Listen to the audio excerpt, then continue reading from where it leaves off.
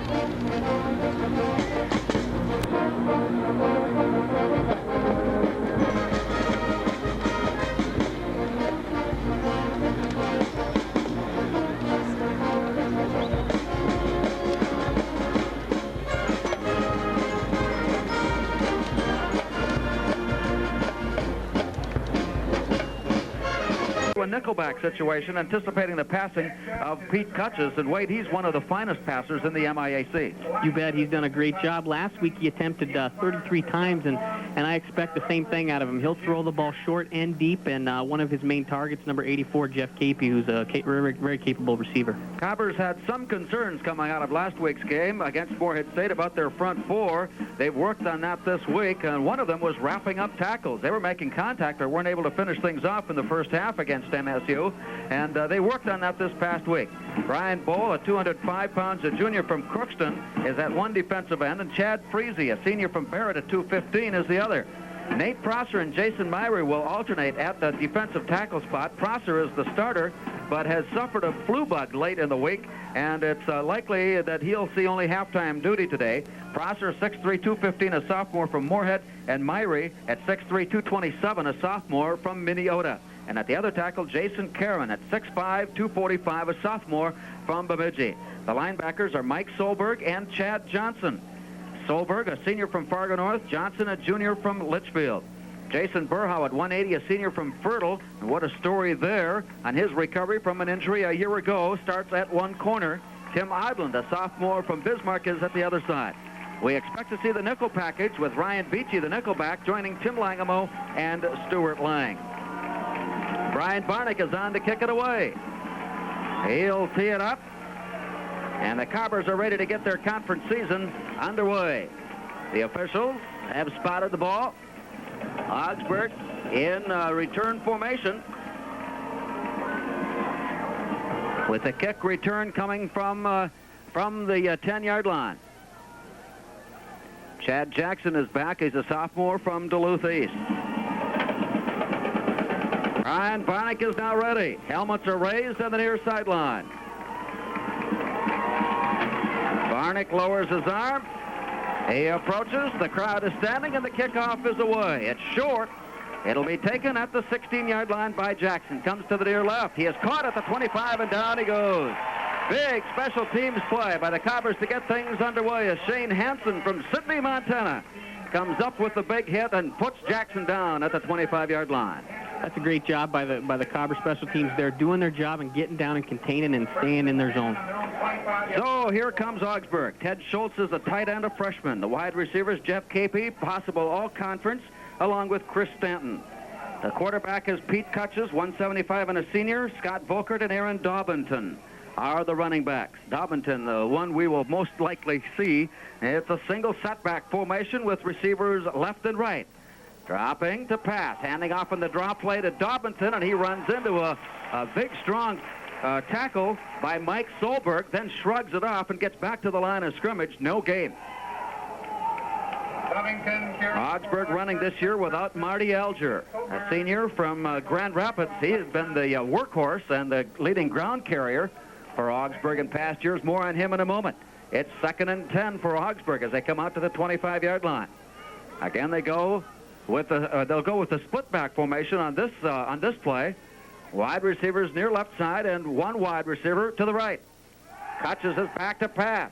Sets, he's got time. He underthrows, but the pass is there, and the catch is made at the 36-yard line. That's enough for the first down. Jeff Capey had to come back on the ball. He dove down, got his arms underneath it for the reception.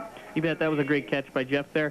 What you're going to see is they're going to go to split backs in a passing situation. In an I situation, Augsburg tend to run, so that's something that the Cobbers will try to pick up on. We mentioned Marty Alger, the running back who is not playing this year for Augsburg. He broke a toe, and it's expected to take most of the time of this season for that to heal. And by that time, he wouldn't be able to compete.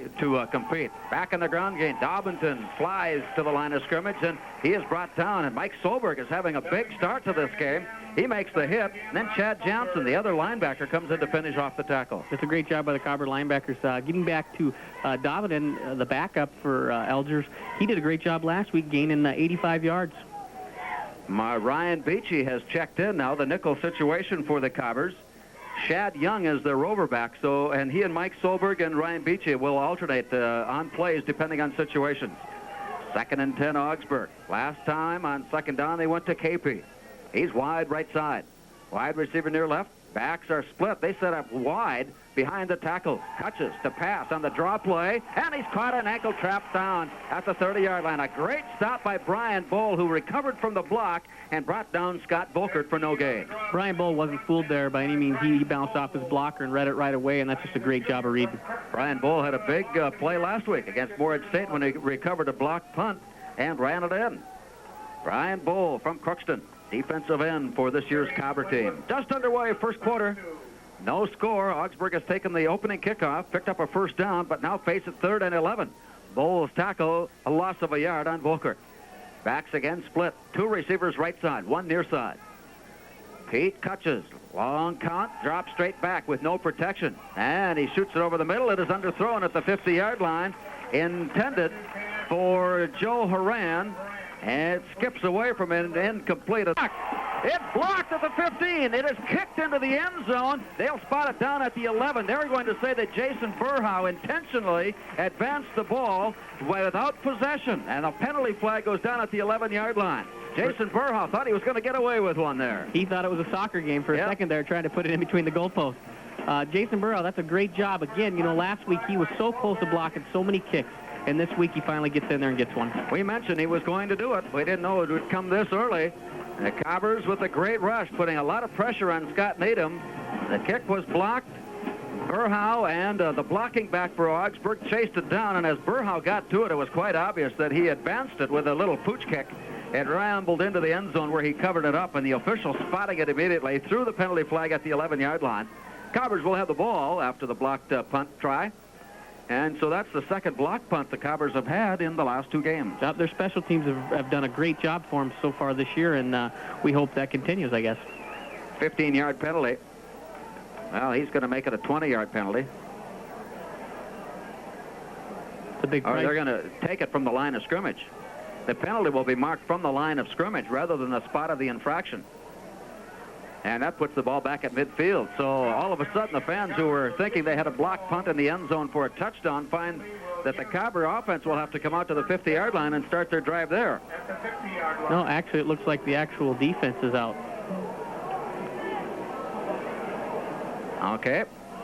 Well, to the chorus of boos, that is a penalty that goes as a part of the play, not a culmination of the play, but a part of the play. It results in a penalty from the line of scrimmage to midfield, and it gives Augsburg a first down. It is 1st and 10 Augsburg. Well, what a turn of events. Hutchins is back to pass, throws it over the middle. This one is picked out, no flags on. Mike Solberg comes up with the interception. He comes to the near side, cut from behind, and down he goes at the 46-yard line. This one will count. Boy, we've got some good action here already. You know, you got a big play situation like that with a block punt, then a penalty, and the Cobbers turn around and intercept the pass. This is exciting already. Just underway, and now we will go to the Concordia offense. At tight end, Mark Weishauer, who had been listed as a wide receiver at the start of the year, has been moved to a tight end. He's backed up capably by Nathan Merseth. Both will see action in that play. The move was precipitated because of the play of Sean McGee. He has come in, missed last week, is the starting wide receiver. He's wide left side. Cobbers go to an I formation to the ground game. Up and up the middle, and there's a big hole.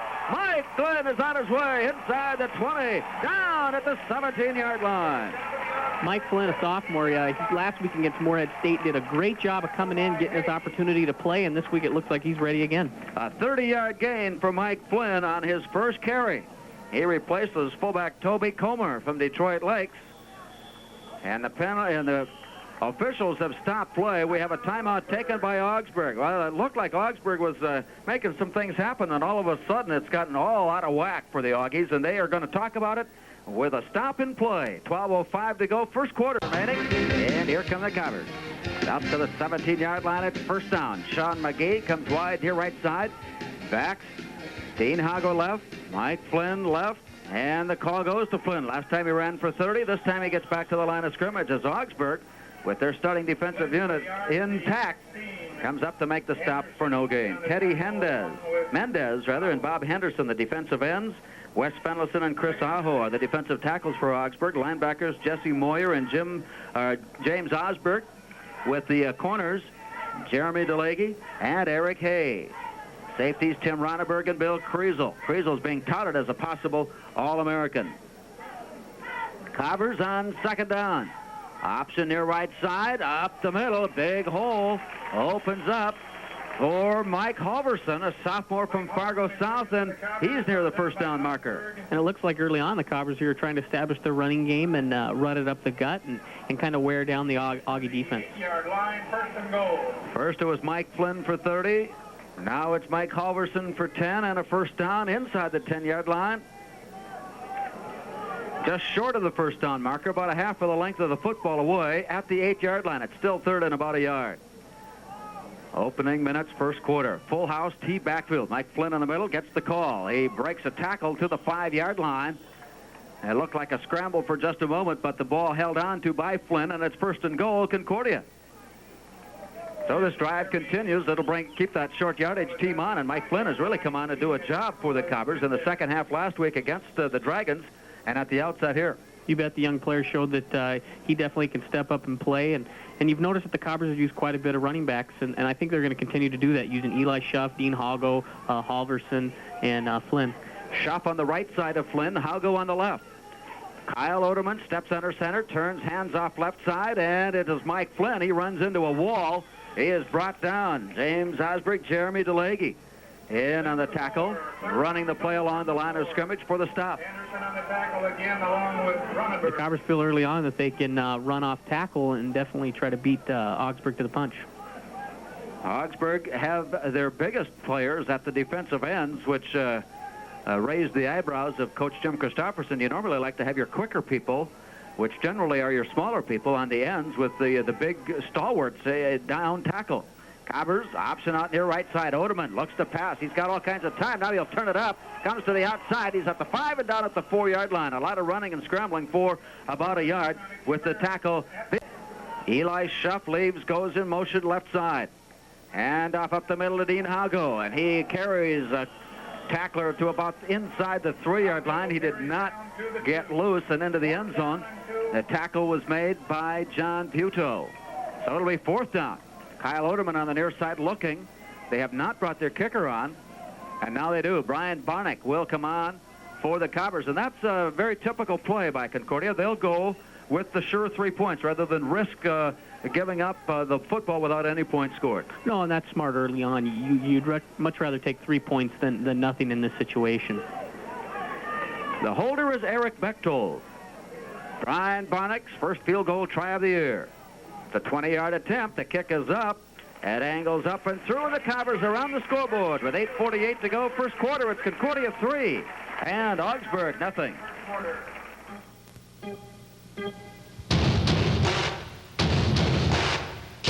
Umbrella, the Travelers and McBride Agency.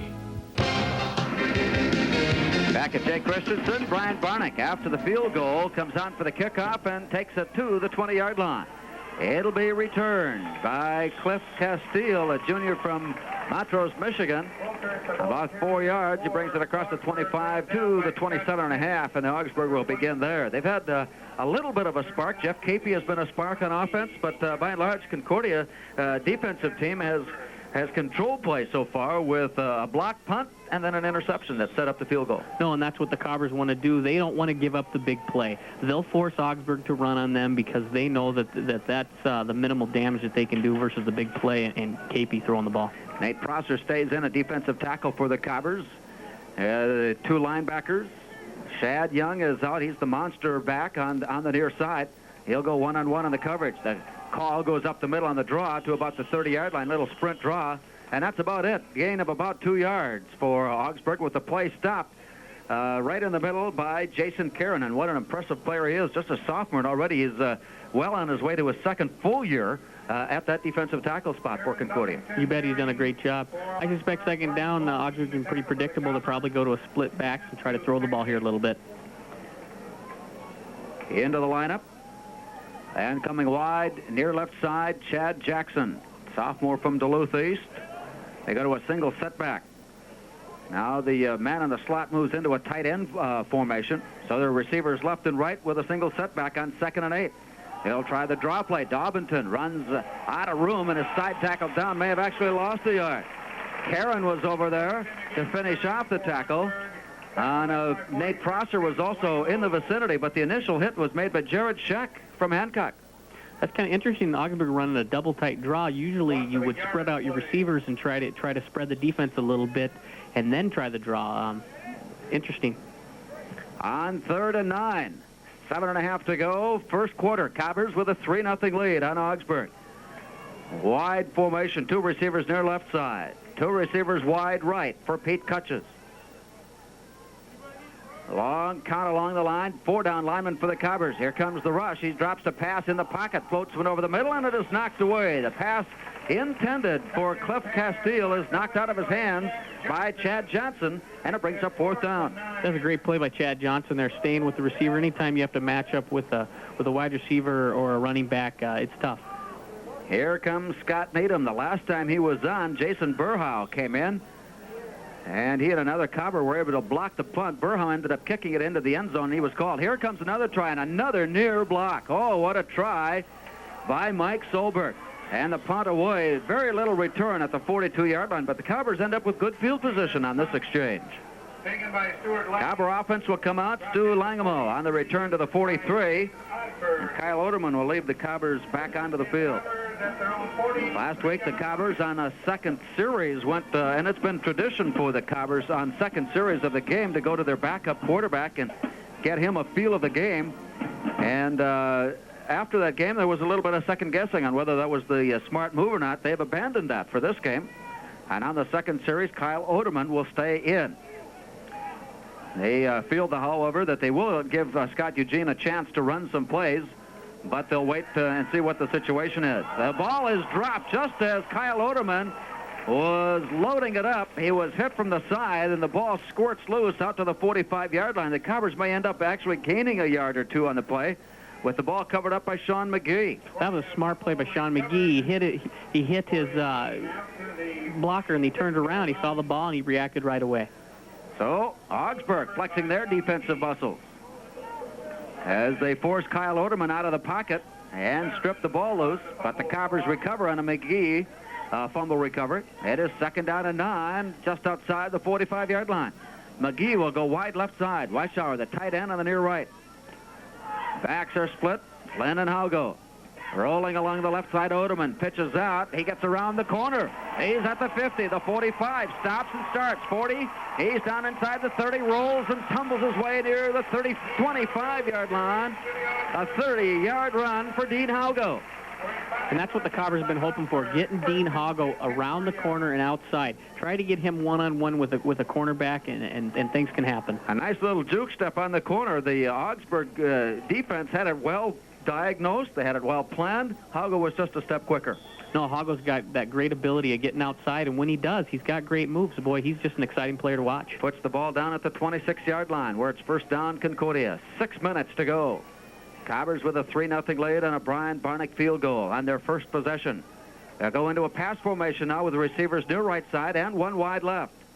Oderman rolls left, short side of the field, tucks inside, rolls along, and he'll pick up 2, maybe 3 yards. For a moment, he looked like he was going to give the ball up, but then held on to it and just did hold on to it as he touched the ground. He may have actually dropped it loose, and Augsburg for a moment felt they had the fumble recovery. It is not so, and Cobbers will have a 2nd down play. You're going to see that a lot with the Cobbers trying to spread out the Augsburg defense to let their running backs have some running room here. They'll run their wideouts and run them really, really way out there, and that'll give Oderman and Eli Schuff and Haugo some chance to run. On 2nd and 8. Sean McGee comes wide near right side. Back to an I formation. Double tight ends. Merseth on the left. Handoff. And Mike Flynn has to scramble and work hard for a yard. He went off the left side. Paul Hawkinson, the sophomore guard from Orono, led the blocking. And Augsburg was aggressive on the defensive play and made the stop. 22-yard line. The Cobbers with a 3-0 lead bring Sean McGee and Torrey Langamo near right. Weishauer's the tight end on the left. He'll go wide out now. There are 3 receivers in the formation. Kyle Oderman rolls near right side to pass. Looking, steps into the pocket, shoots one under the coverage, incomplete. It was over the head of McGee and underthrown for Mark Weishauer, and that brings up 4th down. Well, the Cobbers are not a drop-back team. They can't because of the inexperience at the offensive line. It'll be a sprint-out pass tries for Kyle Oderman, and that suits him fine. He's a rollout passer. No, Kyle, not being very tall, but he's got that great exceptional speed. He can throw real well on the run, and it's good for the Cobbers. They can flood the zone and do some things with their backs coming out of there and running some routes. Brian Bechtold will hold it at the 29-yard line. This is a 39-yard try for Barnick. The kick is blocked at the line of scrimmage and covered up at the 31, and Augsburg has blocked the field goal try by Barnick and recovers it at the 32, and that's where Augsburg will take over. Looks like both special teams are making some big plays here, and that's really big. You always say special teams can win football games. And not a turnover because of the penalty flag that was thrown, and an interception by Concordia. Now a blocked field goal by Augsburg, and the Augies will come up trailing 3-0 at their own 31-yard line. Backs are split. Wide receivers left and right. Long count for Pete Cutches. He'll come on the near side as they try to establish the ground game, and tripped up. Tim Langamo comes up to make the stop at the 32-yard line, and then a fly by the ball carrier, Castile, out to the 34-yard line, results in a gain of about 2. After Castile picks up 3, Capey goes wide right side. Jackson is wide near left for the Augies.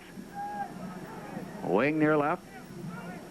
Castile will get the call, runs into the line, shrugs off one tackle, and is brought down by Shad Young at the 38-yard line. The initial hit was made by Nate Prosser, the defensive tackle. Castile looks like he's a heavy, hard runner, and I think they'll use him quite a bit up the middle. He looks like he's got some power to his body. Another 3-yard gain leaves 3rd and 3 for Augsburg. First from the MIAC last week in just a moment. On 3rd and a long 2. Off to the right side on the power I formation, and Castile is stopped short of the first down marker, short of the 40-yard line. He's still about a yard and a foot short. Brian Bohl, who is having a big first quarter for the Cobbers, making the tackle. And Augsburg's coming out doing some things different here. They're using a double tight formation, trying to run some blast and some things off tackle. Definitely not what we suspected.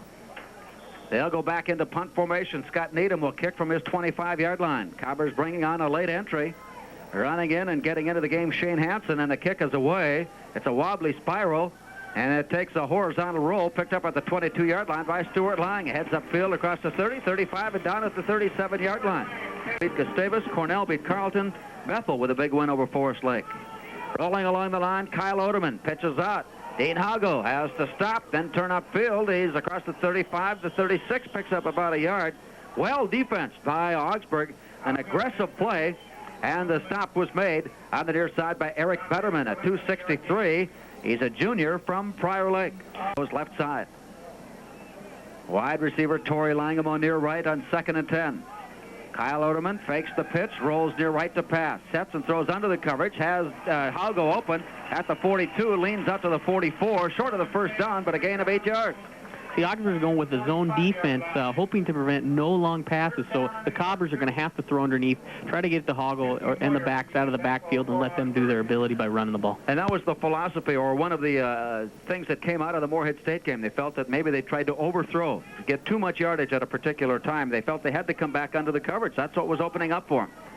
And so Kyle Oderman on that 8-yard pass play to Dean Hago sets up 3rd and 2. He'll keep it himself. Runs off the left side of center Chad Schwartz.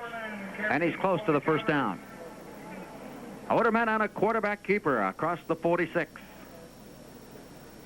You give him a right foot mark, it'll be, they're going to measure. They'll bring in the chains from the right side with 48 seconds to go. And so far, this first quarter is taking on a lot of the flavor that we have come to expect from a Concordia team. They kind of feel each other out, but normally a first quarter will come to a close, Concordia with the ball and driving. Yeah, that's typical. They definitely like to kill time off the clock. That's been something that traditionally they've had success with. This year I expected they would throw the ball a little more, and we might see that. John McGee goes wide left side. Mark Weishauer lines up in the slot left. Mike Flynn and Dean Hago in the backfield behind Kyle Oderman. Drops the pass on first down under the coverage again to Hago. Fakes left, goes right to the midfield stripe and out of bounds. That'll stop play on a 4-yard pickup to Dean Hago, his second straight reception. As McGee and Torrey Langham will go wide left.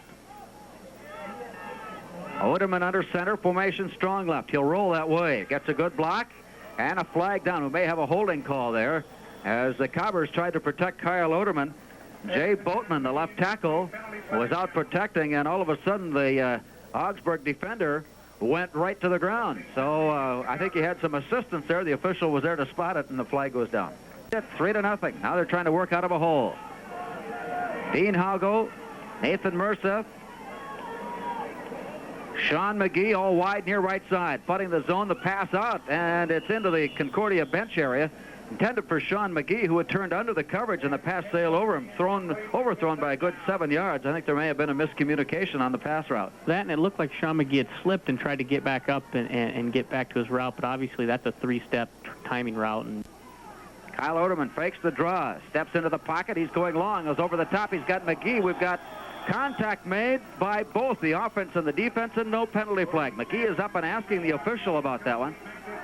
The contact made by Tim Ronneberg, the Augsburg secondary, but no penalty flag. And so the Cobber punting team comes on with 15 seconds remaining in the quarter. It looked like they got caught up, and McGee himself is a little faster than that defensive back, it looked like. And that's where McGee was debating the call and saying, hey, I had him beat. And so the Cobbers will drop back, and the punt will come from Marcus Erickson, a sophomore from Hawley. He'll stand at his 21-yard line. He's a right-footed kicker. Chad Schwartz, the long ball snapper, and the kick. It's a beauty. Oh, boy. All the way back to the 16-yard line. Picked up by Bill Kreisel. Skipping and dancing and across the 20 to the 24-yard line. What a big kick for Marcus Erickson, and Kreisel on the return to the 24. And the St. Thomas at Carleton this afternoon, no score in the first quarter. St. John's already leading Bethel 13-0. Hamlin over St. Olaf in the first quarter, 6-0. And North Dakota leads Morningside in the first quarter, 14-0. Kearney is at Moorhead State. That game getting started about right now. North Dakota State is at Nebraska-Omaha tonight, a 7 o'clock kickoff from Omaha. Inside handoff, looking for room. That'll end the first quarter as the play comes out across the 25 near the 27-yard line. Loyal defenders of the new Russia. Over 125 artists. Augie starts the second quarter with Concordia leading 3-0. Augsburg, the football, second at 8. Ball at their own 27-yard line. Pete Kutches drops the pass, shoots one over the middle. He's got his man wide open. Pass hauled in by Joe Horan. Comes out across the 45 to the 47-yard line. 25-yard pass completion to Joe Horan. You knew it was just a matter of time before Augsburg went to their strength, which is their passing game. When split backs, having their backs swing out, get in the open, and you end up giving 5 or 6 receivers when you let those backs come out of the backfield. First down for Augsburg. Something we talked about in our quarter break is why hadn't Augsburg been going to their strength? Well, on the first play of the second quarter, they find Horan for a first down out at the 46-yard line. Cobbers leading 3-0 Augsburg at their own 46. Back split, receivers near right side. To pass, Pete Kutches looks for the draw. It's not there. Underthrows. Cliff Castile, he has to come back on the ball, and they say he made the catch, which will result in a loss of about 3 yards back at the 42. So a loss of 4 yards on the pass reception to Castile. The rush was on. It looked like a draw play being set up. All right. And Castile slipped back. He had to come back on the ball and slipped as he went down to catch it. Kutches got some penetration, which is obviously what they're doing on that. Is he should have waited just a little bit longer. Joe Horan comes wide near right side now. Jeff Capey goes wide left. They'll draw single coverage. Castile, strong left. Dobbinton to the right side behind Kutches, who drops the pass. He's back there alone. Swings one out on the left side. He's got his man. The pass is dropped. Castile had it on his hands and dropped it. Linebacker Chad Johnson over on the coverage, but the pass simply fell out of the hands of Cliff Castile. And that was good coverage by the Cobbers, but it was just a great pass by Pete Kutches right in the hands of Castile. It was right there. Stopping play with 13:49 to go. Augsburg last week, what'd you say, Wade, threw over 30 passes in their win over Huron? 33 attempts, and they threw well over 200 yards. So they're definitely a potent team. They like to throw deep if they can. If not, they'll take the underneath. Chad Jackson is back in the lineup as a wide receiver.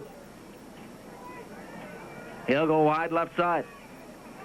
Wide receiver near right. Backs are split.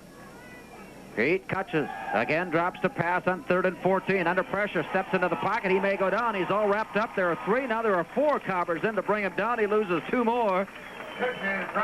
Pete Kutches just plain ran out of time. And making the initial hit for the Cobbers was Jared Scheck, a player that has gained himself some playing time from last week to this. Didn't play much last week, and he's been a big part of what has happened for the Cobber defense early on in this one. That brings up a 4th down for Augsburg, and they'll be forced to kick it away. Scott Needham stands at his 24-yard line. Again, the rush is on. The left footer gets it away. It's a wobbly kick. It rolls away from Stuart Lang, and he'll let it roll. There are 6 Augsburg white shirts down. Stuart Lang wisely steps back and lets the ball roll. They'll lose some field position on this one, back to the 14-yard line. But it was a low-risk play by stepping back. Again, the Cobber penetration, they're almost blocking. I suspect that we're going to see another one later in the game here. They're really close. First, and the Cobbers are on the board with a 3-0 lead and have the ball at their own 14-yard line. Kyle Oderman to the I formation, looks for Dean Hago out of the tailback spot, dances his way across the 15 and up to the 17, and a gain of 3 yards. 2 yards. Kutches 1 for 4 with an interception. Capey with that reception. 13 minutes. Front man in the I formation. Mike Flynn is wrapped up and down he goes. Initial hit made by Chris Aho slowed the play, and over the top of him, the tackle was made. To go in the half, Cobbers leading 3-0. It is 3rd and 8. Wide receiver right side. Merseth and Weishauer tight ends. Eli Schuff leaves the backfield, comes in motion near side, turns upfield. They'll look right. They'll go over the top. Intended for Sean McGee. He reaches, and it comes off his hand incomplete. He had a step on Bill Kriesel, the All-American candidate, at free safety. 4th down. But the pass off the fingers of McGee incomplete, and it brings up 4th down. Sean McGee's got that great speed, and I think they just want to match him up. It was a man-to-man situation. Anytime you get that situation, you want to try to go deep. So the Cobbers will kick it away. With 12:14 to go, unable to pick up a first down. Brian Bull, a defensive end, has come into the game as a blocking tackle for the Cobbers. He comes in on these special teams. Great athlete, Brian Bull. Marcus Erickson, who had a 49-yarder the last time, will kick this one from his 4-yard line. Again, the snap is right there. And this kick away will bounce take a good Cobber roll inside the 45 and will be put down inside the 40. A 46-yard punt for Marcus Erickson as he kicked that one away from the coverage. So a good day so far for Erickson with punts of 49 and now 46. The Cobbers just got away with probably the biggest clipping penalty I've ever seen. Chad Schwartz just hit somebody from behind and laid him out right in front of the referee, but I guess he was looking elsewhere. Oh, there was no return set up, so. Free-for-all situation. 12:05 remaining in the half in Augsburg, and Concordia battling it out here in a defensive field position game so far. The Cobbers got an early field goal and lead it 3-0. Backs are split, receivers left side for Augsburg. Ball inside their own 40. Kutches is back to pass, turns and underneath the coverage, finds Dobbinton open across midfield inside the 45. A 16-yard gain to the Cobber 44-yard line.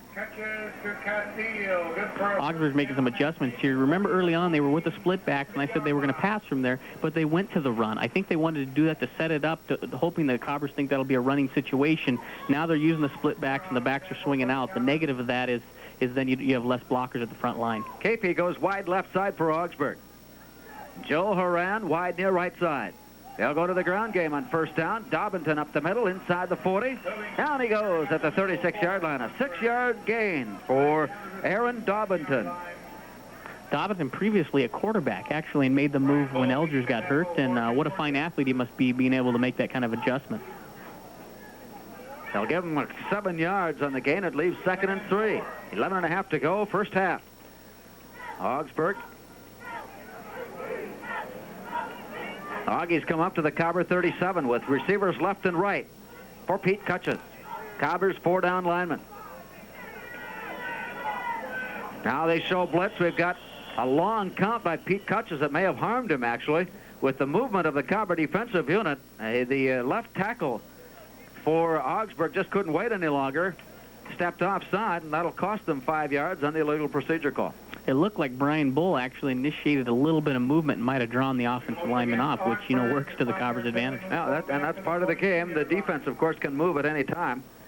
They'll bring in the nickelback now with Ryan Beachy stepping in. He'll replace Mike Solberg. Ryan Beachy, a senior, was moved to the defensive secondary this year. Kyle Oderman and Ryan Beachy went into last year's season neck and neck. Beachy got hurt on the first series of plays, or first quarter of play against Moorhead State. Oderman came in and kept the job throughout the year. Backs are split for Augsburg on 2nd and 9. Dropping to pass, Pete Kutches. Floats one on the left side. It is up, and it is caught. Jeff Capey at the 25-yard line comes back to the 20, and Stuart Lang overplayed defensively. And he ended up out of bounds as KP came back to the ball to make the reception at the 21. Augsburg first down. And actually, Tim Adlin trying to help in that situation, and Adlin himself over-pursued. The coverage was actually there, but the players just over-pursued. 10:39 remaining. Augsburg has moved the ball out of their own end of the field to the Cobber 21-yard line. Their best offensive showing so far. Wide receiver near right side is KP. Castile is wide left. Formation strong left behind Kutches. Hands off to Dobbinton, dancing along the line of scrimmage, and is wrapped up by free safety Tim Langamo. The senior from Litchfield and a possible all-conference candidate himself, Tim Langamo, in on the stop. That's a great job by Langamo by stepping up, reading it right away, and not letting him get any extra yardage. So that brings our clock down to the 10-minute mark, and Augsburg faces second, and still 9 yards to go from the Cobber 20-yard line.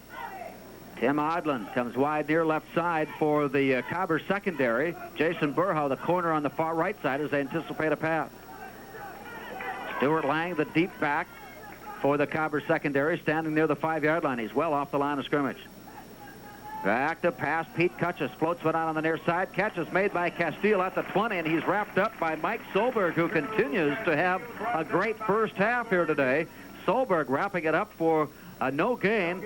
Inside the 20, it'll be 3rd and 9. That was a smart job by Kutches by getting rid of the ball. There was a safety blitz in that situation, and you're going to see more and more of that with the Cobbers because the split backs are going out in their routes.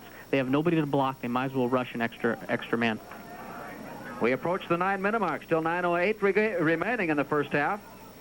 As Chad Jackson goes wide left side, Jeff Capey comes wide near right side for Augsburg. and Pete Cutches. Again, he'll put 5 receivers into the formation. Chased out of the pocket by Freese, rolling near side, floats one into the end zone, and it's all alone. He was standing there waiting for the ball to come down. Jeff Capey was standing in the corner. And Stu Lang and Tim Odland looking in somewhat of bewilderment there. How could he be so wide open in our territory? But he was, and he made the catch, and Augsburg is on the board. That again, Larry, looked like visions of Moorhead State last week when Matt Jones rolled out of the pocket, kind of a broken play situation. What you have to do there, the defensive backs have to contain and maintain on their man. 20-yard pass play. And Augsburg has scored the first time in 4 years against Concordia. Scott Needham's kick is up. It is no good. Did not get inside the left upright. So with 8:50 to go in the first half, it's Augsburg 6 and Concordia 3. Save more in 94 with Northern School Supply and Hahn. Now through October 31st, save almost $100 on the Hahn Contour designed everyday model 7901 office chair. Now only $119.95 in your choice of gray or burgundy. 3 Augsburg. Left footer kicks it deep. Dean Hagel will take it at the 4-yard line. He's up to 10. Big hit put on inside the 20, springing Hagel, and he slips down as he tried to reverse his field. He was looking for a big return. He's at the 27-yard line. There was definitely a hole there. The Cobber kick return team doing a great job at opening some holes, and Hagel had some run to room. Excuse me, some field tube roam. 8:44 remaining. Cobbers have given the lead away. Augsburg leading 6-3. Cobbers come back up to the 27. Torrey Langham checking out. Sean McGee is the wide receiver near left. Walking up to the line, they'll form an I formation. Dean Hago is the tailback.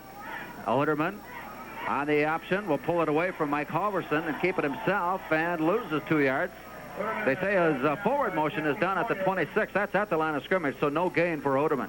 Looks like Augsburg's trying to stunt and pinch the guards there and try to get to Oderman before he hands the ball off. Oh, we talked, been noted for in the past. Second down. Wide receivers left and right for Kyle Oderman. Fakes the quick pitch. Floats near left side. Shoots one out of the coverage. It is up and it drops incomplete. Mark Weishauer, the intended receiver, tried to pull it in and square his shoulders for the contact he knew was coming, and by that time he had dropped the ball away. It'll bring up third down. And that definitely fooled the Augies. Oderman actually had 3 guys open. McGee was open on the backside, and Weishauer was open also. Oderman, of course, floating left. It would have been difficult for him to turn and get the ball back to McGee with any kind of steam on his path. McGee and Torrey Langamo will come wide near left side. It is 3rd and 11. Weishauer wide right side. Oderman rolls to the left. He's under pressure, and down he goes. Bob Anderson was not blocked. He came on the backside of the play and put a big crunch on Kyle Oderman. Anderson with the sack. It'll be 4th down. That was a big-time hit. 2:45 and a junior from North Branch. Bob Anderson leveling Kyle Oderman for a loss to the 19. We're halfway through the second quarter, and Augsburg with a 6-3 lead. Augsburg setting up the return. Erickson gets the kick away. Another nice kick. Oh, what a beauty. All the way back to the 36-yard line. Taken there by Bill Kriesel, and he goes down on a 4-yard return at the 40. Erickson's punt. That punt right there, again, we talk about special teams being crucial, and that kind of punt put in the field position for Augsburg in a tougher situation is good for the Cobs, and you got to credit Erickson for his job at punting. Another 46-yard kick for Erickson. Augsburg at their own 40. Yeah, this is the day that kickers look for. They would, if they could put in their orders, this is what it would be. Wide receivers left side for Augsburg and near right. Just over 7 minutes remaining in the first half. Augsburg has taken a 6-3 lead. Backs are split. Pete Cutches, long count. Hands off left side to Castile. Opens up for a moment. Slides across the left end and out across the 43 to the 44. A 4-yard pickup for Castile. Cobbers are trying to do a little more movement on the front line to mix up the Augie offense, and we'll see how that progresses. Brian Bowl again on the tackle for the Cobbers. Wide left side. Capey is wide near right. That's Horan wide to the left. as Kutches steps under center. Cobbers a change and adjust along the front four. Hand off to the left side. Big hole opens up off left tackle, and Dobbinton gets to midfield. And it'll be close to the first down. A 7-yard gain for Aaron Dobbinton. Again carrying. You talk about momentum in a game, and the Augsburg defense shutting the Cobbers down and turned around, and the offense hadn't done much early on, and now they're coming out. They're pretty jacked up, and they're doing a good job here. Length of the football away for a first down. Dobbinton's knee went down on his own side of the 50-yard line. They need to get the ball across the 50-yard line. And as they come up, they'll send Chris Stanton wide to the left side. Jeff Capey wide to the near right. It is third and short. He'll keep it himself, goes behind his center, Nick Grudel, who leads the way for Kutches to pick up what looks to be the first down yardage. They'll spot it just short of the Cobber 49-yard line. They'll wait for everybody to unpile and make the spot. From here, it would be a first down, and now the indication given, and the chains move ahead. Well, this certainly is a different and a much improved Augsburg team from what we have come to know and expect. First down. First down at the Cobber 49. Wide receivers right and left. Pete Kutches, 5'11", 175 senior. Dropping to pass, dropping deep, and with time, shoots one under the coverage and complete. Intended out at the 35-yard line for Chad Jackson. And it's off his fingertips. You talk about the change in Augsburg, but the MIAC conference itself has definitely changed quite a bit. It used to be that there was 3 or 4 teams that were always the contenders, and the rest were pretty medial or halfway mediocre. Now you've got a lot of diversity in the league with teams like Augsburg starting to contend, and that's going to be tougher and tougher for recruiting players. Second down.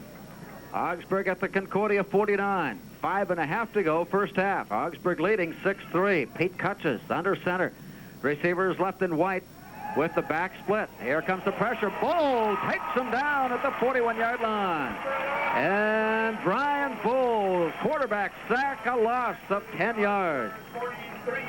Brian Bull doing a great job of coming backside and tackling Kutches. You know, Kutches will be in that drop next time, and he'll think about it a little bit more now. And Kutches did well to hang on to the football. Apparently he heard or sensed Brian Bull, because just as the contact was being made, he pulled the ball in to avoid the fumble. And they will spot it at the 43. An 8-yard loss on the quarterback sack by Brian Bull. 3rd and 18, 4:51 remaining. Augsburg, backs are split, wide receivers left and right. Kutches goes to the left side to Castile. He looks for the corner. Shad Young comes over to run him wide. Ryan Beachy comes up to help out. Chad Johnson finally forcing the play out of bounds short of the original line of scrimmage. They get 7 of the yards lost from the previous play. It'll be 4th and 11 near midfield. You've definitely seen some big plays defensively here for Augsburg. Bob Anderson making a great sack, and now Brian Bull kind of changing the momentum for the Cobbers here. Scott Needham will kick. He'll stand at his 35-yard line. Snap a bit high, and again the rush is on, and the kick is away. It drives Stu Lang back to the 11-yard line. He comes to the outside. He's got some good speed. Across the 20, the 25, and down at the 27. The tackle made on the near side by Dustin Mershon. Outside of the 25 to the 27-yard line. Stuart Lang, a two-sport player, plays the outfield for the Cobber baseball team. A fine athlete, and you get a guy that can return like that, get out in the open field. He's got some good moves. He was a 3-sport athlete in high school. Also recruited to the college level at the Division III level as a possible basketball player as well. And he has focused his attentions on football, baseball, and he's a great athlete. 4:25 left. Cobbers, trailing 6-3, will begin this drive at their own 26.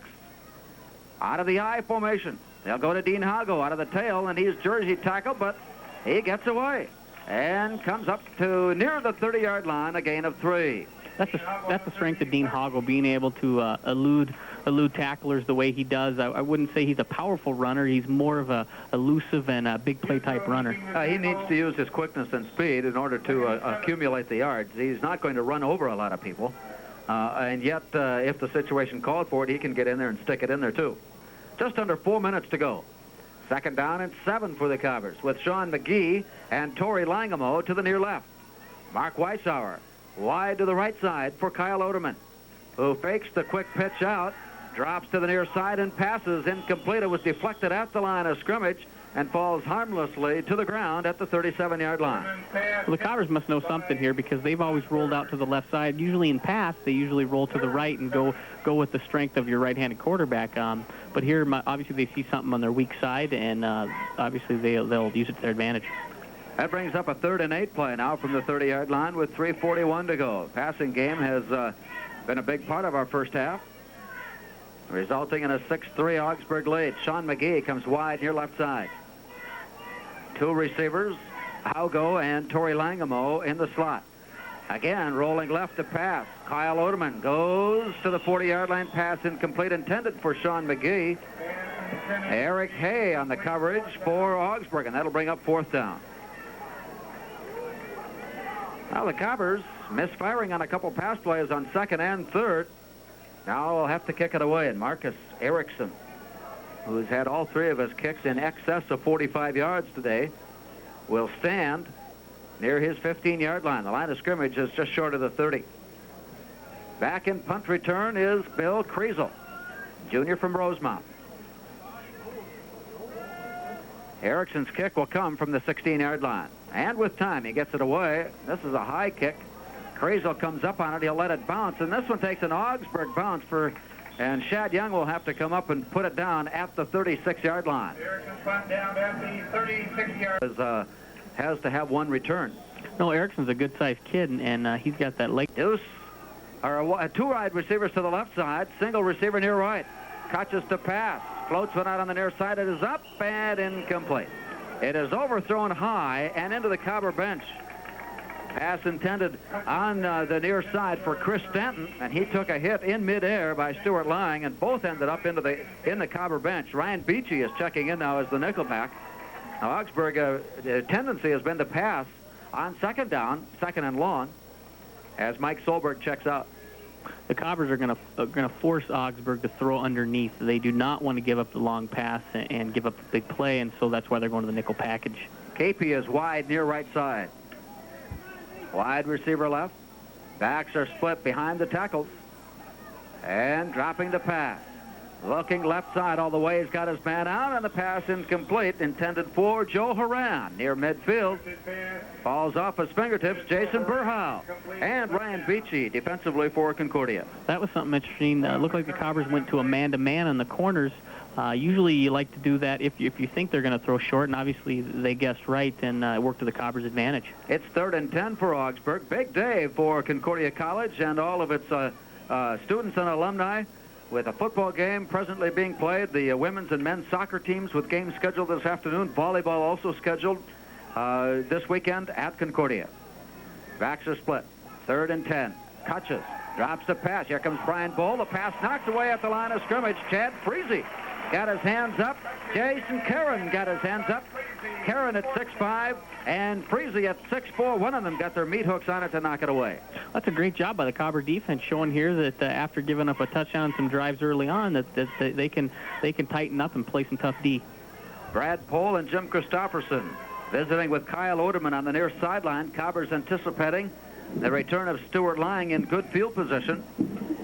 3:15 to go. Needham's kick is high, and Lang will come to the near side. We've got a flag down. Cobbers may have run into the kicker. Lang comes across the 32 to near the 33-yard line. The aggressive rush by Burhow and Solberg. They have blocked one punt try already.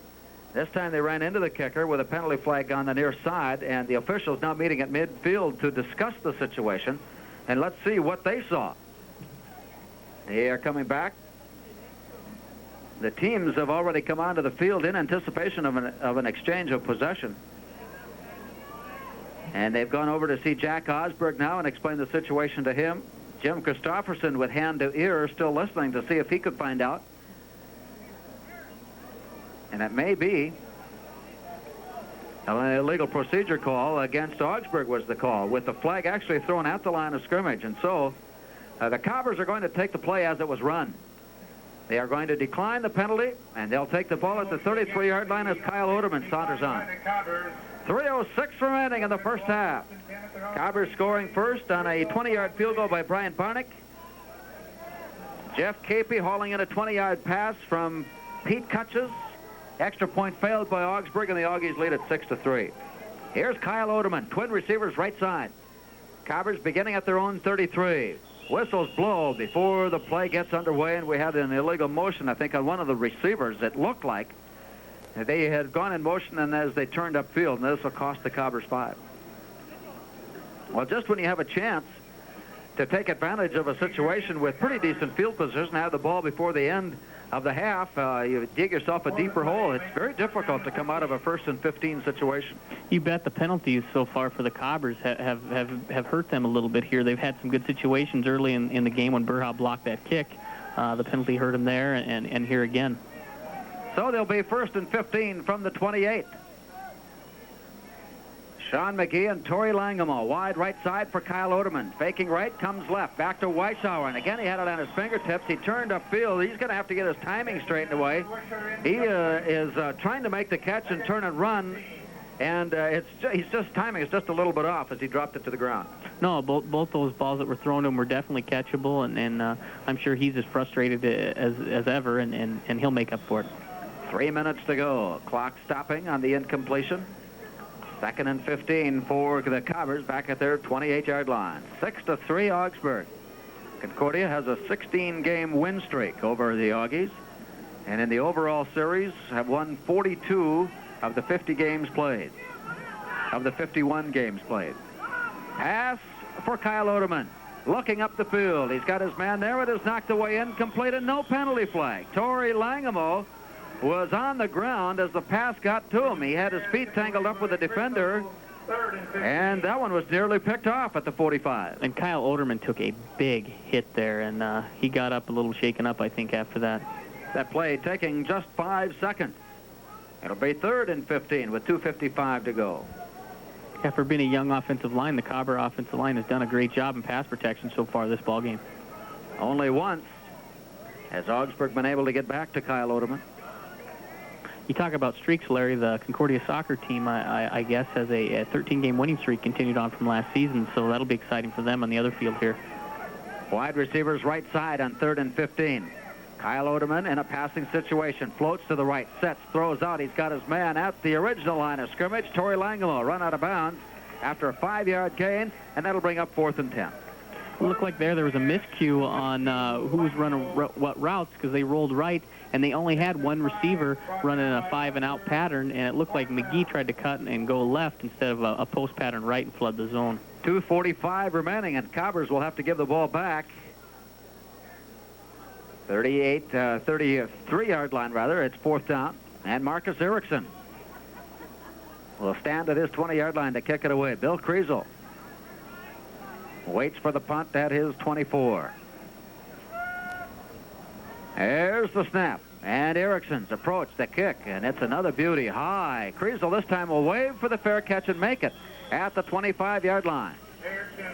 See, more than anything about Erickson's kicks are the fact that the return has always been short. That's a good job by getting the hang time, letting his players get down in pursuit, and that is bigger than even the yardage and distance that you're punting the ball. 42 yards on the distance, but the hang time, no return. And Augsburg will take over at their 26-yard line with 2:38 to go. Augsburg, I think, would like to get themselves in a position for another score before halftime, already leading 6-3. Receivers left and right, passing formation for Pete Kutches. He'll take the snap, and he'll go on the draw play to Cliff Castile. He is hit at the line of scrimmage, but manages to carry his tacklers out to the 30. Cliff Castile on the carry and a gain of 4. No, I think the Cobber offense, getting back to the point, is they ended up using very little time on the clock, and with 2:25, there's a lot of time for Augsburg to drive on down the field if they can. The officials have taken a timeout on their own. This is not assessed to either of the teams. Now we're ready to go. I thought for a moment it might be an equipment adjustment being made. Scores from around the area. St. John's, one of the preseason favorite, not one of them, the preseason favorite in the MIAC, 22-7, leading Bethel in the second quarter.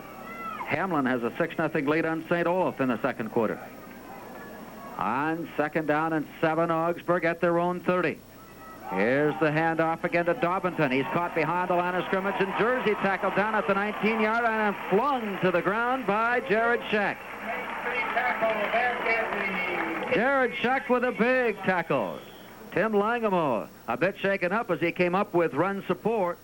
They spot the forward motion down at the 20-yard line, and that's a loss of 6 yards. Timeout, Concordia. North Dakota leading Morningside at halftime, 24-0, as Concordia takes a timeout stopping play with 1:50 to go in the half. It's Augsburg 6 and Concordia 3. Trails today at 236-0300. After the Cobber timeout, Augsburg comes up on 3rd and 16.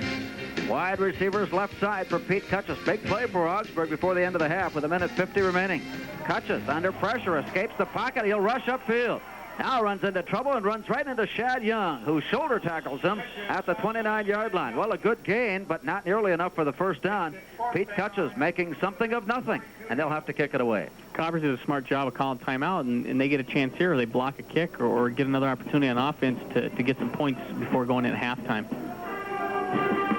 Augsburg will have to kick it from their own 28-yard line, and now Augsburg takes a timeout, and we'll break for these messages with 1:42 remaining. It's 6-3 Augsburg. Drive Suzuki Sidekick or one of the other fine Suzuki automobiles now in stock in our showroom. Suzuki's are the lowest price four-wheel drives on the market today.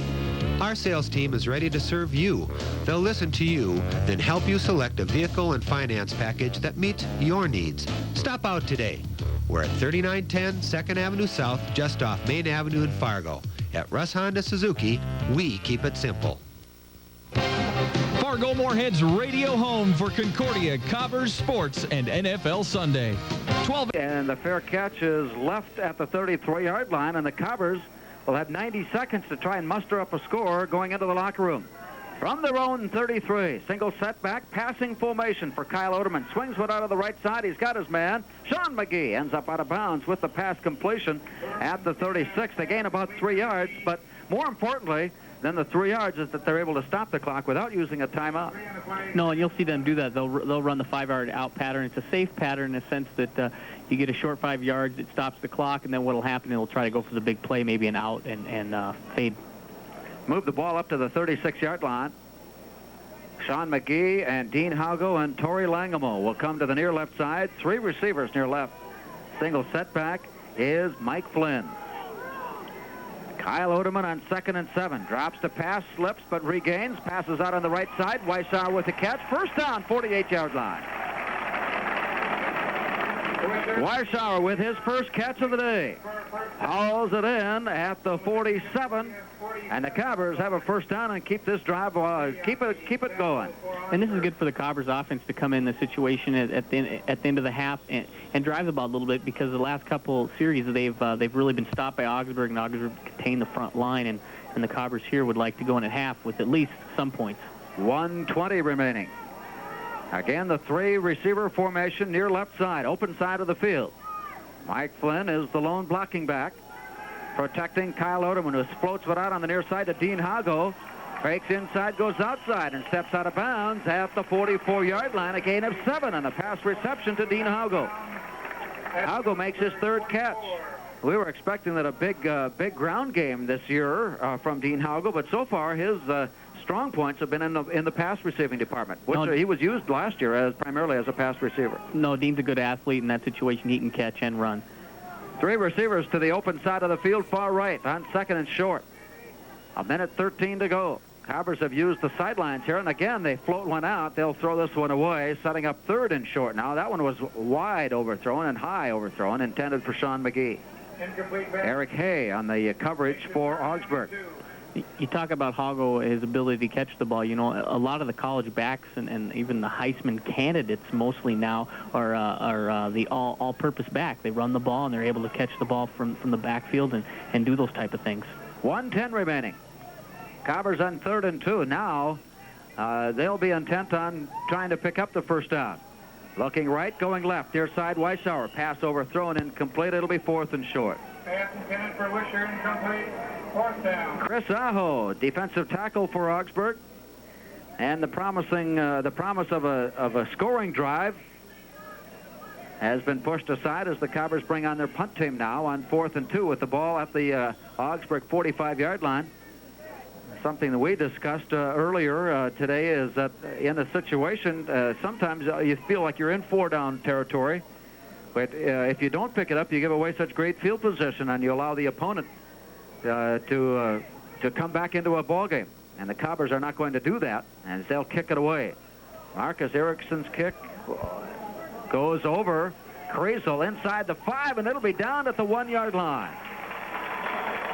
43-yard punt from Marcus Ericsson at Kreisel. Let it roll, hoping, I think, that it would go into the end zone for the touchback, but it died inside the 5. No, and you just mentioned earlier, you know, a situation, had that same situation with Brainerd. Brainerd went for it and didn't punt the ball back. So it's all timing. Wide receivers left and right for Pete Cutchess. He'll begin this drive at his own 2-yard line. He'll keep it himself and run right up the middle. They're not going to try anything fancy from this deep in the end of the field, and that'll force Concordia to take their second timeout. That stops play with 52 seconds remaining in the half. Augsburg 6 and Concordia 3. With the athlete in mind, Costco's has a full line of T-shirts, sweatshirts, and jackets, and caps with custom lettering to make your team look its best. And get ready for hockey season with a complete selection of leading hockey brands for all ages. Stan Costco Sporting Goods, your full-service sporting goods leader for over 30 years. Good luck, Cobbers, on a great season from Stan Costco Sporting Goods, 606 Main Avenue, downtown Fargo. Augsburg comes up to the 3-yard line on 2nd and 9. And again, it'll be Pete Cutchess. He'll try to burrow out. He's just hoping for time consumption here. Doesn't get more than about a yard. Let's see if the Cobbers use their third timeout. So far, they've not called it. And the clock is working along. It is a 3rd down play. Cobbers still have a timeout to use, but Augsburg now will have... they're going to let this one run out, and they'll have to put one more play up. The time clock, game clock, is about a 7-second differential. So on 3rd down, look for Pete Cutchess just to kneel down, and then they'll go let the clock run out after that. Pete Cutchess steps under center, and flags go down as the play develops. We had motion both sides of the line of scrimmage. I think the Cobbers may have been too aggressive in trying to get to Pete Cutchess, and it may have cost them 5 yards. That brings the game clock down to 7 seconds. And apparently the Cobbers were drawn off, and so the illegal motion call will put it half the distance. They'll rerun the down. This is a situation where, Larry, that maybe calling the timeout would have been beneficial, because now you're halfway with a penalty, and you never know what can happen. They'll put the ball back to the 1.5-yard line. From Moorhead State, Alex Nemzik Field, the Cobbers, or the Dragons, Moorhead State Dragons and Kearney Antelopes are scoreless in the second quarter. No score from MSU. Pete Cutchess comes up with 7 seconds to go. Now from the 1.5-yard line, Cobbers would like to push him back into the end zone somehow, and he'll take the ball himself, and he is side tackled down. Boy, he didn't get out to the 1-yard line. Great job defensively by the Cobbers to force Pete Cutchess down at the 1-foot line, but that runs out the clock, and the teams will go to the locker room in what has turned into a big defensive game and a game of ball, or of a field position. And the teams in the locker room at halftime with the score: Augsburg 6 and Concordia 3. Right now at Gateway Chevrolet Geo Nissan at Fargo, take advantage of the fantastic inventory of both new and used cars and trucks. Selection has never been better. Select 94 and 95 Chevrolet Geo and Nissan models have factory incentives as high as $1,000 or financing rates as low as 4.8%. Gateway Chevrolet is also the Upper Midwest conversion van headquarters with over 30 units to choose from starting as low as $19,995. On-the-spot financing is also available to help fit the car or truck of your choice into your budget. Best of luck to this year's tough Cobber team for Gateway Chevrolet Geo Nissan in Fargo. Royal Jewelers and Rolex are aware that life is full of special occasions. Birthdays, weddings, anniversaries, special times deserve special recognition. For your next important occasion, consider giving a handcrafted Rolex Oyster Perpetual, a classic timepiece that will help anyone remember that special moment for years to come. Give the perfect gift. Give a Rolex. There's no other timepiece like it. Come see our selection of fine Rolex timepieces at Royal Jewelers, 73 Broadway, downtown Fargo. We're proud to be your official Rolex jeweler. Cher's Kitchen wishes the best of luck to Concordia during the 94-95 athletic season and invites everyone out to try our great nightly specials and fresh desserts before and after the game. Cher's Kitchen, Highway 75 and I-94, South Moorhead. After the game, stop by Subway with 2 convenient Moorhead locations downtown East 10 Mall. Subway, the place where fresh is the taste. Sportland in Moorhead has been serving.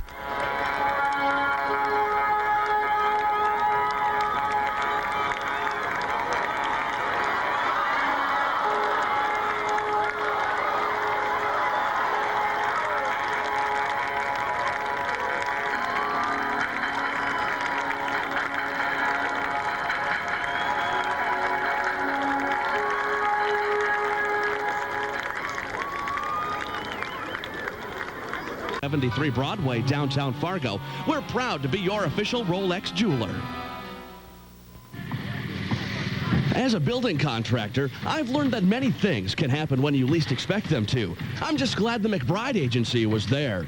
They help me with insurance and bonds to help prepare for any situation that might come about. Whether you're looking for contractor's insurance and bonds or personal insurance for you and your family, you'll always find the right answers under America's umbrella. The Travelers and the McBride Agency. Call 293-7776.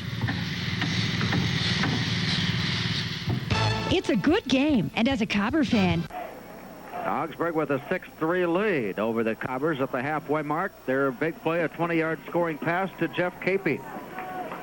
And we expect that the Cobbers will take the ball with the wind not being a factor in this afternoon's game. Cobbers will receive, and they'll have the ball offensively. And, Wade, I think it would be most important for the Cobbers, if not to score, at least to get a feeling that they can do some things offensively in the second half. No, I think the Cobbers want to come out and establish a nice solid drive. They want to establish some time off the clock, too. I think that's something that they've talked about traditionally that they've always done well, and they want to continue to do is to do a good job of long, drawn-out drives and get some points on the board. You made an important point earlier.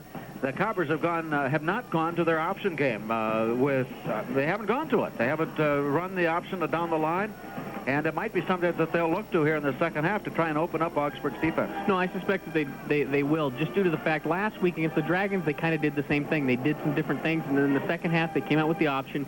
And it's a good strong part of their game, and it's something that I think you always talk about saving something, and that's what the Cobbers maybe are doing here. Well, I think with the game just a 6-3 score, maybe you feel that you can do that and wait for adjustments to take place in the locker room. We've had a chance to visit with people, draw some things out on the blackboard, and come out and hope that they'll be able to have communicated, and we'll be able to get the job done in the second half. Dean Hoggle is ready. He's standing back in the 6-yard line. Eli Schuff on the far side for Concordia, and on the near side is Rod Edlund, who played his ball last year at Fergus Falls Community College. He's a junior this year at Concordia. Rod Edlund is on the return team on the near side. Augsburg, Scott Needham is out. He's ready to kick it away. 6-3, Augsburg leading in the MIAC and home opener for the Concordia Cobbers. Augsburg, a team that finished 5-5 a year ago, and we're playing a very representative style of football by the end of last year under fourth-year coach Jack Osberg. Scott Needham is ready. He's a left-footed kicker. They approach by Needham, and the kick is away, angled towards the near side, and deep. Hoggle will take it at the 3-yard line. He's across the 10, gets a block at the 20, 25, and up the sideline 30, 35, and down he goes. Nice return by Dean Hoggle out to the 35-yard line before Joe Horan, who was a wide receiver on offense, was there to make the stop for Augsburg. Hoggle there was about one block away from breaking a big one, and again he slipped a little bit. And last week he did a little bit, and I don't know if the field is soft early on in the year. I'm not so sure. Just underway, second half. Cobbers trying to come from a 6-3 deficit as they take over at their own 34-yard line. Wide receivers right side. They'll have their backs in tight behind Kyle Oderman, and they will try to swing a pass out on the right side, and Kyle Oderman runs into trouble, and he goes down, about a 5-yard loss. Augsburg's James Augsburg was there to make the tackle, son of head coach Jack. James Augsburg with a quarterback sack, and they spot him down at the 29. So the first play for Concordia is something I think they'd rather try to do over again. No, I agree. In Augsburg there, what they did is they blitzed, and that's a situation where they just guessed right and did a good job of it. So it sets up 2nd and 14 for Concordia, and they'll send Torrey Langamo wide to the right side along with Mark Weishauer. He'll come in motion to the near side, and Odom again swings near left to pass. Double pumps, goes deep. He's got his man out. It's Nathan Merseth. Makes the catch at the 40-yard line. They had not looked to Nathan Merseth the entire first half, but on the second play of the third quarter, find him open at the Augsburg 39. It's a great job by Oderman. They're pumping and faking, and then he goes to the wide receiver. Wide receiver Merseth doing a great job of getting up to its highest point. They feel there are a lot of good things ahead for Nathan Merseth. He's 205 and a sophomore from Frazee. Stands 6'3". That's an ideal height for the Cobber passing formation. He can play that tight end, blocks well. He has also got the good heads and can go up and haul it in. Big play for the Cobbers to start the second half. Weishauer in motion. Up the middle on the option. Kyle Oderman looking for someone to drop the ball back to, and Dean Hago stayed in the backfield. He was nowhere to be found. Oderman had to keep it himself, and he manages to pick up about 3, maybe 4 yards. That was something last week that offensive coordinator Brad Pohl talked about, wanting to make sure that Hago follows through, because you never know. 8 yards down the field, Oderman may decide just to pitch that ball, and that usually is where you can get the big play. The Bison have been so successful in past years on their option play, and it's been not only because the quarterback reads so well, but the backs are there, and they follow the reads and make the big play. 2nd down and 6 after a 4-yard gain on Kyle Oderman's option. At the 35-yard line, wide receivers right side. Turning, handing off right side. Mike Flynn runs into a stone wall, and he goes down, may have gotten a yard. Bob Anderson, who had a quarterback sack in the first half, in to make the stop. He's been a very aggressive player, Bob Anderson. The officials have blown the whistle down with an injured Augsburg player, John Buto, who also... Now they're going to try to go to it. Eric Hay of Augsburg goes out on the far side. He'll pick up on Torrey Langamo. Mark Weishauer of Concordia over there in twins formation. Weishauer comes back to the inside in motion, fakes the handoff. Oderman to pass, he's being chased, dumps it across, and it was nearly picked off at the 23-yard line. It was on the hands of defensive back Bob Schultz, but he dropped it to the ground as Oderman again felt the pressure from behind. Cobbers, they're using that same backside swing pass that they've been trying to use, rolling out to the weak side of Kyle Oderman, and it hasn't been very successful so far. Marcus Erickson will go back in punt formation. He'll stand near midfield. This will be not a punt for distance. Clearly will be a punt for field position here. See if he can. He dropped it inside the 5 at the end of the second quarter. The snap is there. They'll set up the return on another high kick, a lazy kick. Krizo will come up and let it roll. And it takes an Augsburg or a Concordia bounce. And there again we see the Cobbers trying to take advantage of the game with Brett Weisram coming up. He swatted the ball backwards. Of course, as soon as he touches the ball, that's where it'll go. No, it was a good job of Weisram trying to do a great job of acting there, but I don't think he's going to win an Oscar. Have they added a new coach to the team this year in an attempt to pick up these Oscars? We've got the offensive coordinator, the defensive coordinator. How about an Emmy coordinator? No, we don't have it. Apparently, he's not doing the job. 12:23 to go, 6-3. Augsburg with the lead, the ball back. They'll begin at the 14-yard line. First possession, second half. Cobbers with a big play on a pass catch to Nathan Merseth, unable to advance it any farther and give it back on the punt. Single setback. They'll go on the ground, looking for the ground game to develop, and again the Cobbers read it well. Tackle made by Chad Johnson, and he's having a big day out of his linebacking spot. Chad's done a great job of staying in and containing and really stopping the run today. About a foot on the gain. It'll be second down and still 10 yards for an Augsburg first down. Just underway in the third quarter.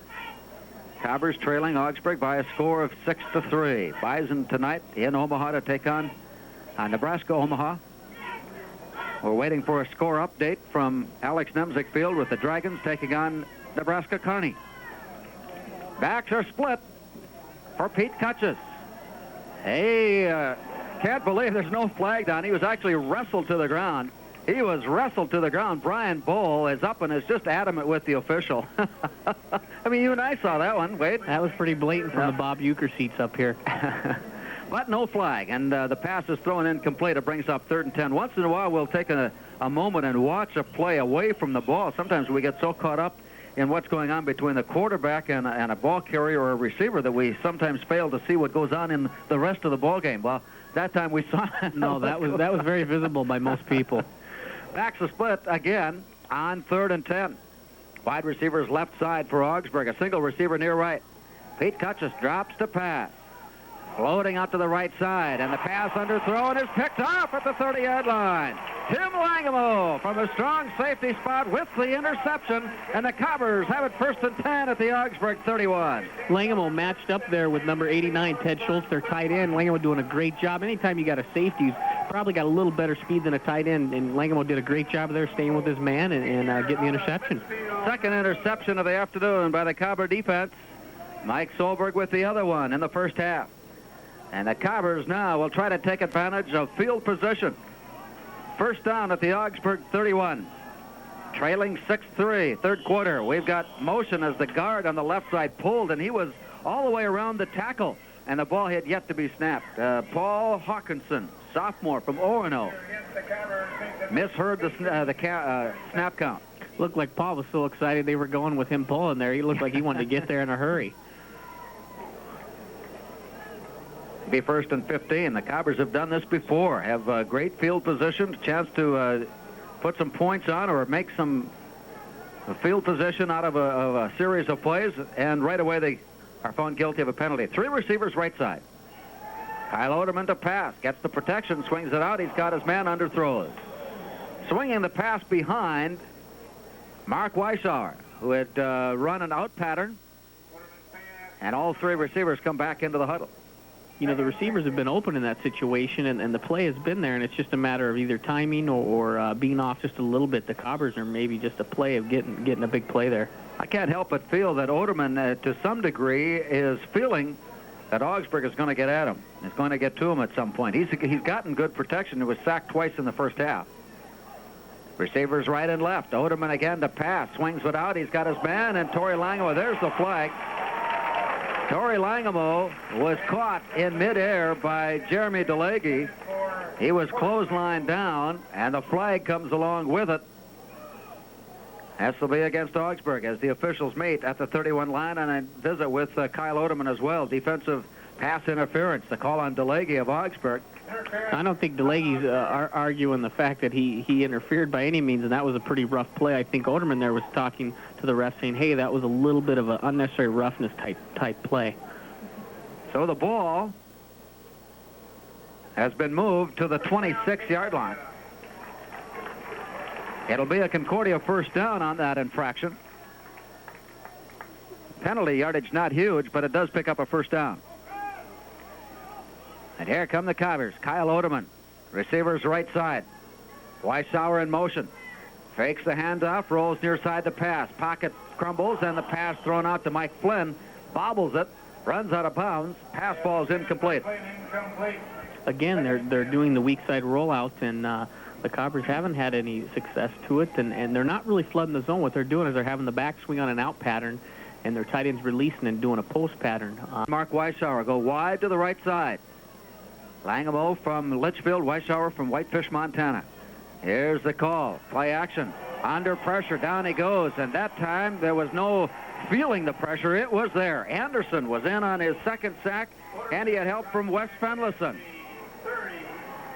A little breakdown by the Cobber offensive line there, and they've started to get to Kyle Oderman a little bit. Kyle's got to try to get outside on his rollouts just because he can't see over those linemen. A big loss of almost 10 yards, 11 yards. It is 3rd and 21. The Cobbers have had the breaks so far in this second half. They've had great field position to work with, but haven't been able to penetrate the Augsburg defense. First a penalty, now a quarterback sack. Sean McGee, we haven't heard from him recently. And with 1 second left on the play clock, the Cobbers are forced to use a timeout. There's been some confusion on the sideline near side for a play to come in, and that stops play with... And open to the public at Concordia College, a world-class education in a caring community. Call the John C. Arneson Agency for all your Blue Cross Blue Shield Minnesota health insurance needs. The John C. Arneson, 1 Center Avenue, Moorhead. Call 236-8787. Fargo Moorhead's radio home for Concordia, Cobbers, Sports, and NFL Sunday. 1280 AM, KVOX, Moorhead, Fargo. Kyle Oderman goes back to pass, looking for the end zone, and again, no penalty flag down. The intended receiver, Dean Hoggle, from the backfield was double-teamed at the 3-yard line. All three, the two defenders and the receiver, end up on the ground, and the pass floats to the end zone incomplete. Looked like Hoggle and Tim Ronneberg got their feet tangled up in that situation, and Hoggle was trying to get behind him and get to the ball. That brings up another punt situation for the Cobbers.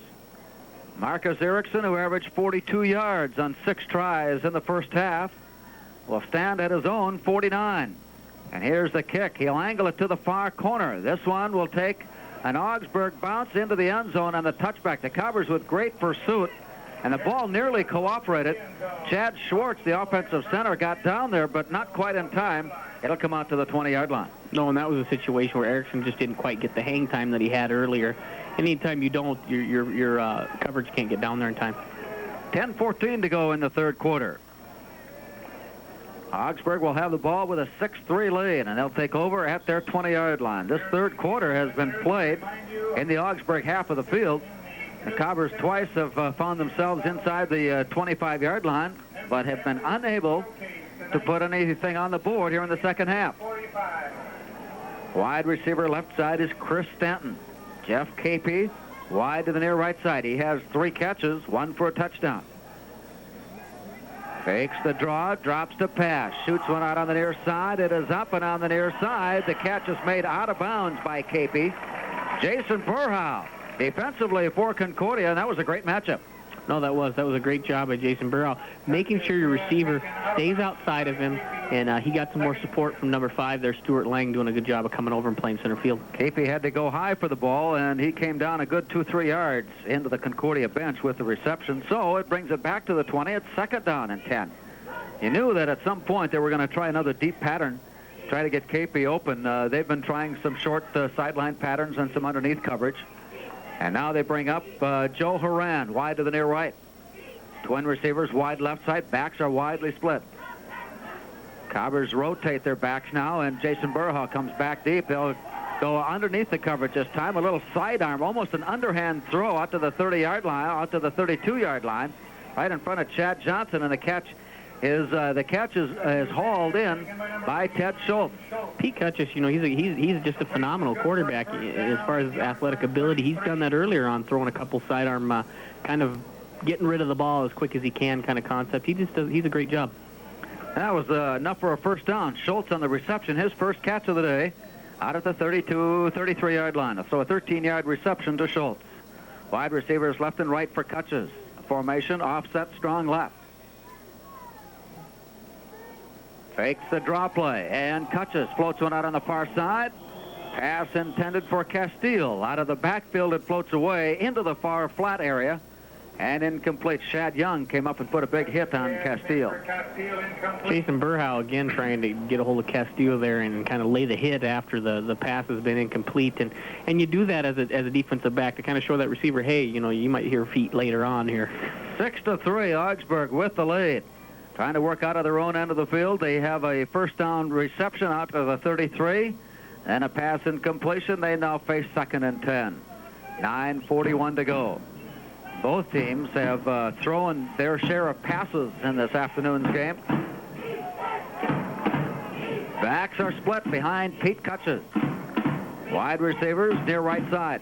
Ball coming out of the middle of the field with pressure, and Cutchess goes down. Again, it's Brian Bowl who defeated the defensive end on the far side. He came in untouched and has his second sack of the afternoon. Well, that was a great job by the Cobber defensive line. Brian Bowl doing a great job. 94, Jason Karen, and 96, Jared Shack. All three were in there penetrating the quarterback. A loss of 10, 12 yards puts it back to the 22-yard line. It is third down and 22 to go. Wide receivers in, Chad Jackson to the near right side. Jeff Capey wide left. And in the slot, Ted Schultz. 3rd and 22. Augsburg at their own 22. Back to pass. Again facing the pressure, and again it's Brian Bull, and down he goes. 3 quarterback sacks for Brian Bull. Bull doing a great job of eluding the tackle, getting to the quarterback, and getting some penetration. You know, defenses, both teams here have just done a great job of getting to the quarterback. That puts the ball back to the 10-yard line. And now it's 33 yards to go for a first down. So 2 quarterback sacks for Brian Bull, resulting in yardage lost of 23 yards. The kick away, Stuart Lang takes it at midfield. He sprints to the near side, dances up to the right side, looking for room, finally slatted down at the 35, but the Cobbers keep good field position. And they'll begin. Bob Schultz in on the tackle for Augsburg of Lang at the 35. In that punt situation there, the punter didn't get a high punt. It gave Stuart Lang time to get some yardage, and that's the thing as a punter. You want to make sure to get some height. Cobbers will take over with 8:10 remaining. A big defensive stand for the Cobbers as Brian Bull was turned loose. On Pete Kutches recorded 2 sacks, and the Cobbers take over at the Augsburg 35. Wide receiver near side is Torrey Langemo. Let's see if the Cobbers go for Paydort on first down. Weishauer will head up the field. Along the right side option, big hole opens up for Mike Halverson. He's got the first down on a run of 11 yards.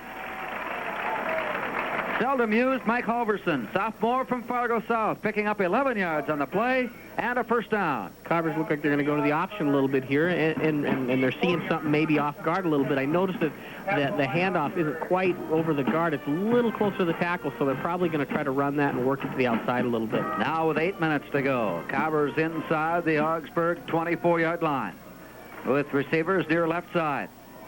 Kyle Oderman steps under center. Fakes the right side, comes back on a counter play for Dean Halgo, and he lost the football. It flops into the air and comes down at the 21, and Augsburg is signaling that they have taken the ball away from Concordia. Dean Halgo was hit as he spun around, and the ball popped into the air, comes down, and Augsburg has recovered. Augsburg has recovered a loose football at the 21. Hago's 3rd fumble of the year already, and that might be a little bit of a concern, making sure to keep onto the ball. Twice last week against the Dragons did he have open field, and the ball was popped loose. So that gives the ball back to Augsburg, and once again, the Cobbers unable to take advantage of excellent field position, and they'll rely on their defense once again to keep the momentum with the maroon and gold. Cobbers trailing 6-3. Augsburg come up. Now let's see if they try to get out of the hole in a hurry. From their own 21-yard line. They'll stay on the ground as the I formation fullback carry to the 22-yard line, a gain of 1. Oh, it's a good, honest football play. It sets up a whole lot of options for what you might do on second down. No, it definitely does. The only thing that Augsburg does is when they go to the passing situation, they tend to go to the split backs. When they run the ball up the gut, they tend to run it from an I formation or what you call an offside, a back right behind the quarterback and one to either the left or the right. Halfway through the third quarter, Augsburg facing 2nd and 10 from their own 21. Pete Kutches steps under center. Wide receivers left and right. The backfield is strong left. They fake the draw play, and Kutches is back to pass, floats it up, and it's incomplete. It hit a defender, then the receiver, then the ground, incomplete. Chad Johnson had his fingernails on it. That's a great pass by Kutches in its own, getting the ball and having a nice touch to be able to split the 2 defenders. But a good job by the Cobber coverage. It looks like Pete Kutches has a nice catchable ball, what they would call a soft ball. It's easy to hang on to. 7 minutes to go after the pass incompletion, and it's 3rd down. Augsburg at their own 21, sending Jackson wide left side. Capey is wide to the near right side with Schultz just inside of him. 3rd and 10. Dropping to pass. They'll go on the draw play this time to Castile. And he has the first down across the 31 to the 32-yard line. A little counter draw play to Cliff Castile for 11 yards and a first down. We've got a flag on the field, and it looks like it'll be offsides against the Cobbers. He is out to the 32-yard line. It has been declined. Offside against Concordia. They'll decline the penalty, take the play, and move the chains. That's the first time today that we have seen. You anticipate that Augsburg, with third and long, is going to pass the ball. Well, they set it up perfectly and came back with the draw play. And Castile, going off the left side of his offensive line, picks up 11. The chains move up to the 32-yard line. Capey is wide to the near right side. Augsburg leading 6-3. Pete Kutches again on the ground. This time about a yard, maybe, just past the line of scrimmage at the 32-yard line. And another flag has been thrown on the play. Well, you would think that the way the game was played, Augsburg is being called for a holding, that maybe the intensity of the game and the lack of having played a lot of football games, being emotionally set to go the distance, is maybe starting to take hold here in the third quarter. They'll have to get their second win, and until they do, we're seeing some penalties thrown. It's a mental tiredness that's set again. It's definitely true, you know, and you've got a situation where the Cobbers maybe thought Augsburg was going to be tough, but maybe not this tough. Augsburg in a situation where they're ahead the whole game along the way, and they're pretty jacked up about the whole situation. Leading 6-3 with 6:38 to go in the third quarter. The penalty puts the ball back to the 21-yard line where it is first and 20 yards, so a 10-yard penalty against Augsburg. Receivers left side. Wide receiver near right side is Joe Horan. He had a big catch for a first down in the first half. Backs are split. Burha comes one-on-one with Horan.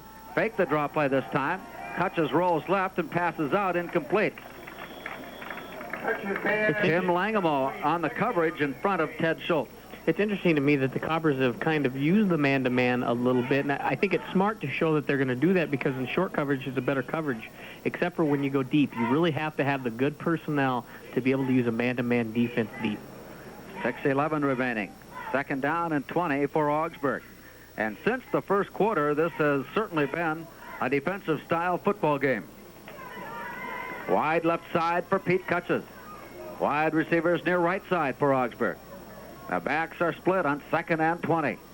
Cobbers set back. They've got their D-backs 15, a good 15 yards. Kutches is being chased, nearly caught, escapes, rush to the near side, escapes Freezy, turns upfield, sideswipes a tackle at the 31, and comes up near the 35-yard line. That would be a gain of about 13 yards for Pete Kutches, who escaped two Cobber tacklers. Kutches in that situation was trying to just make sure to get away, and I think he was running for his life at one point, and then he realized, well, I don't have an open receiver, so I better try to get upfield.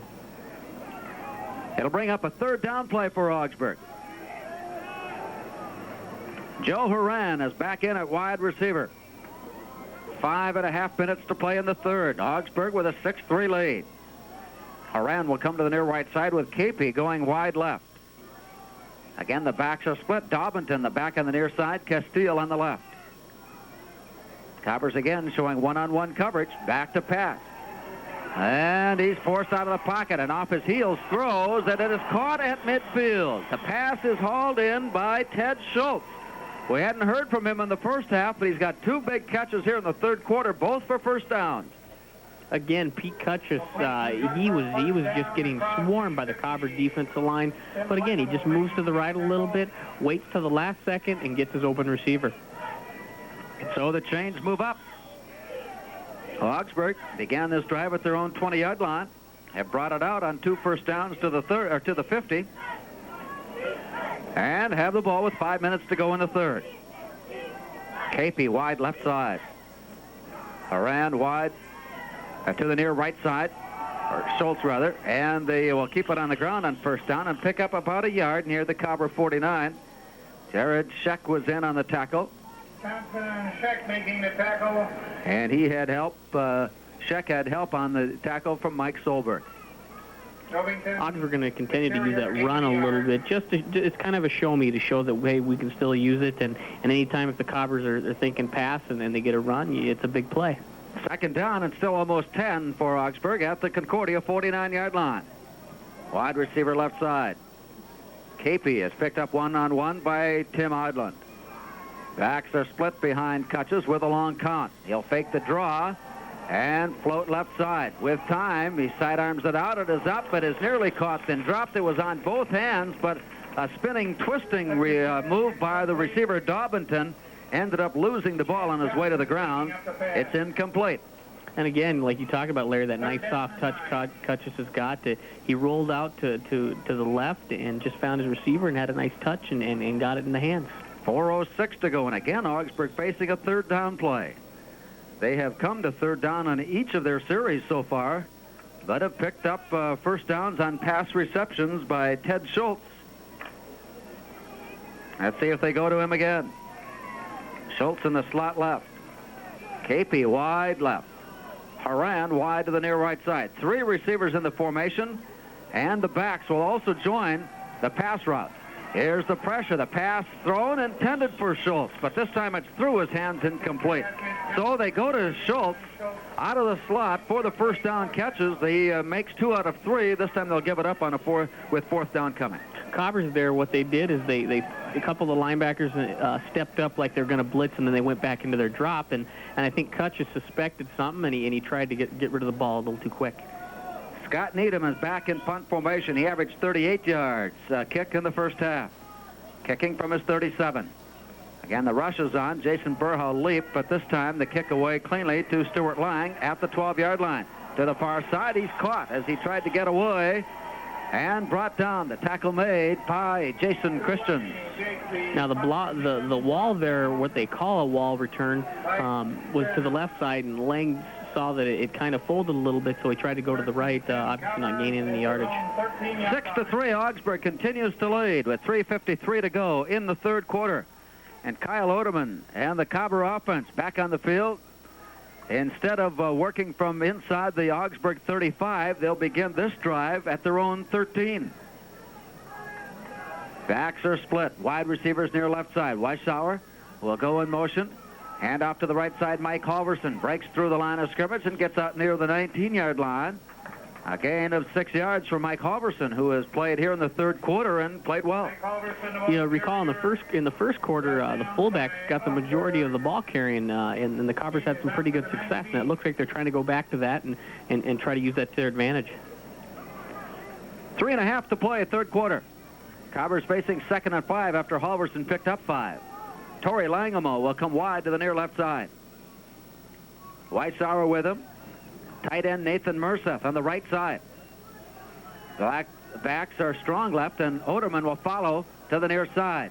He cuts inside of a block from Dean Haugo and goes down near the 22-yard line. He's not yet at first down distance, but he's got a 3rd and short situation facing him.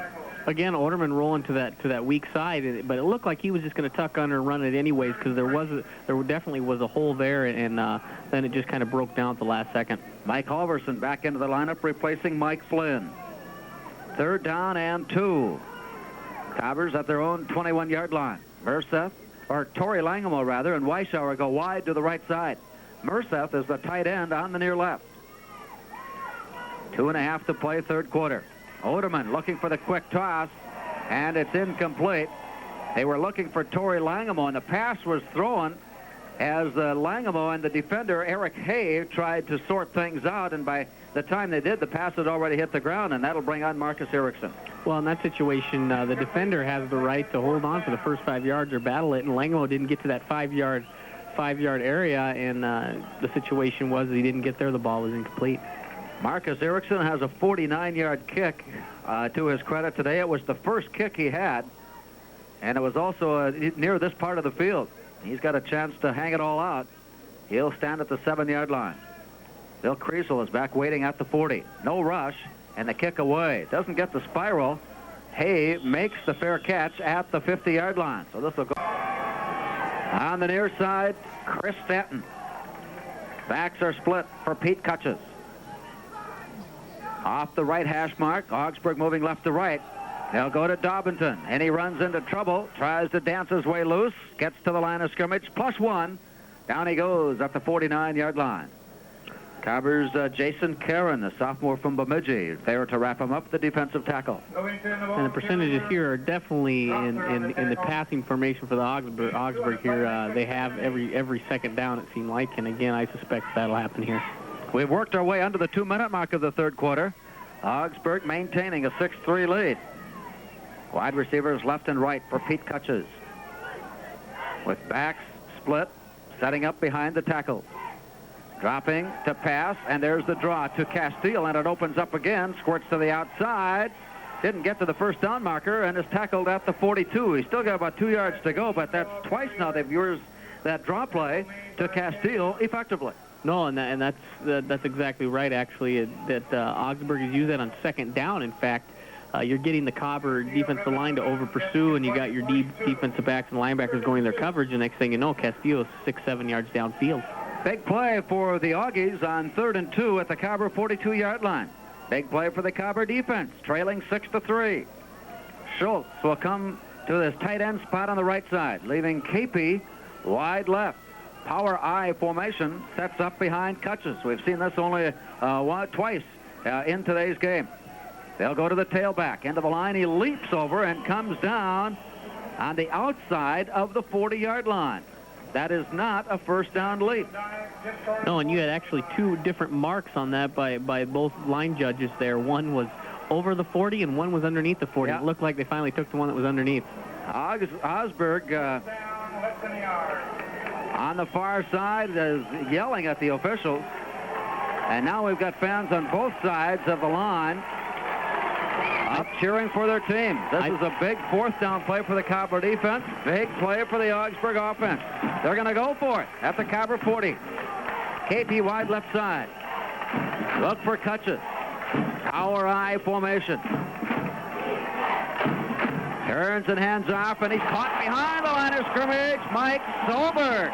Mike Solberg came crashing through. The blitzing linebacker stops Augsburg, a loss of 2, and the Cobbers will take over on down.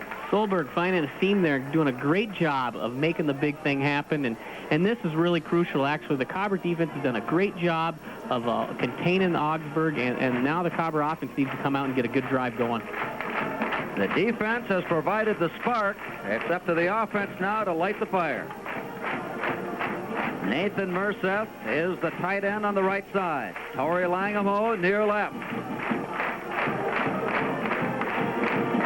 Weishauer will go up the slot in motion, the handoff to Halverson, and he wrestles his way across the 45 and a gain of 3 yards. Mike Halverson seeing extended playing time. The sophomore from Fargo South at 2:15 carries his weight with some speed. You know, the Cobber defense, Larry, has done a great job here today. You know, from a team that gave up quite a bit of passing yardage last year, they've definitely turned things around. Even last week, giving up 41 points, and they've done a great job of stopping Augsburg today. 13 to go on the game clock. Now 8 seconds on the play clock before the end of the third quarter. 2nd down and 8. Oderman to the tailback. Dean Haugo works his way out to the 48-yard line, a gain of 2 yards, and that runs out time in the third quarter. We'll go to the 4th. But all they changed is the shape of the bottle. My car wax even says new and improved. And they just added super. Get your burger's worth. Prices and participation may vary. Patty size based on pre-cooked weight. McDonald's is a registered trademark of the McDonald's Corporation. Blah, blah, blah, blah, blah, blah, blah, blah. Kyle Oderman's first play of the 4th quarter was a drop-back swing pass to the near right side, and he felt the pressure, dropped back to his heels, and sailed the ball incomplete to the near sideline. And so the Cobbers unable to pick up a first down, forced to kick it away.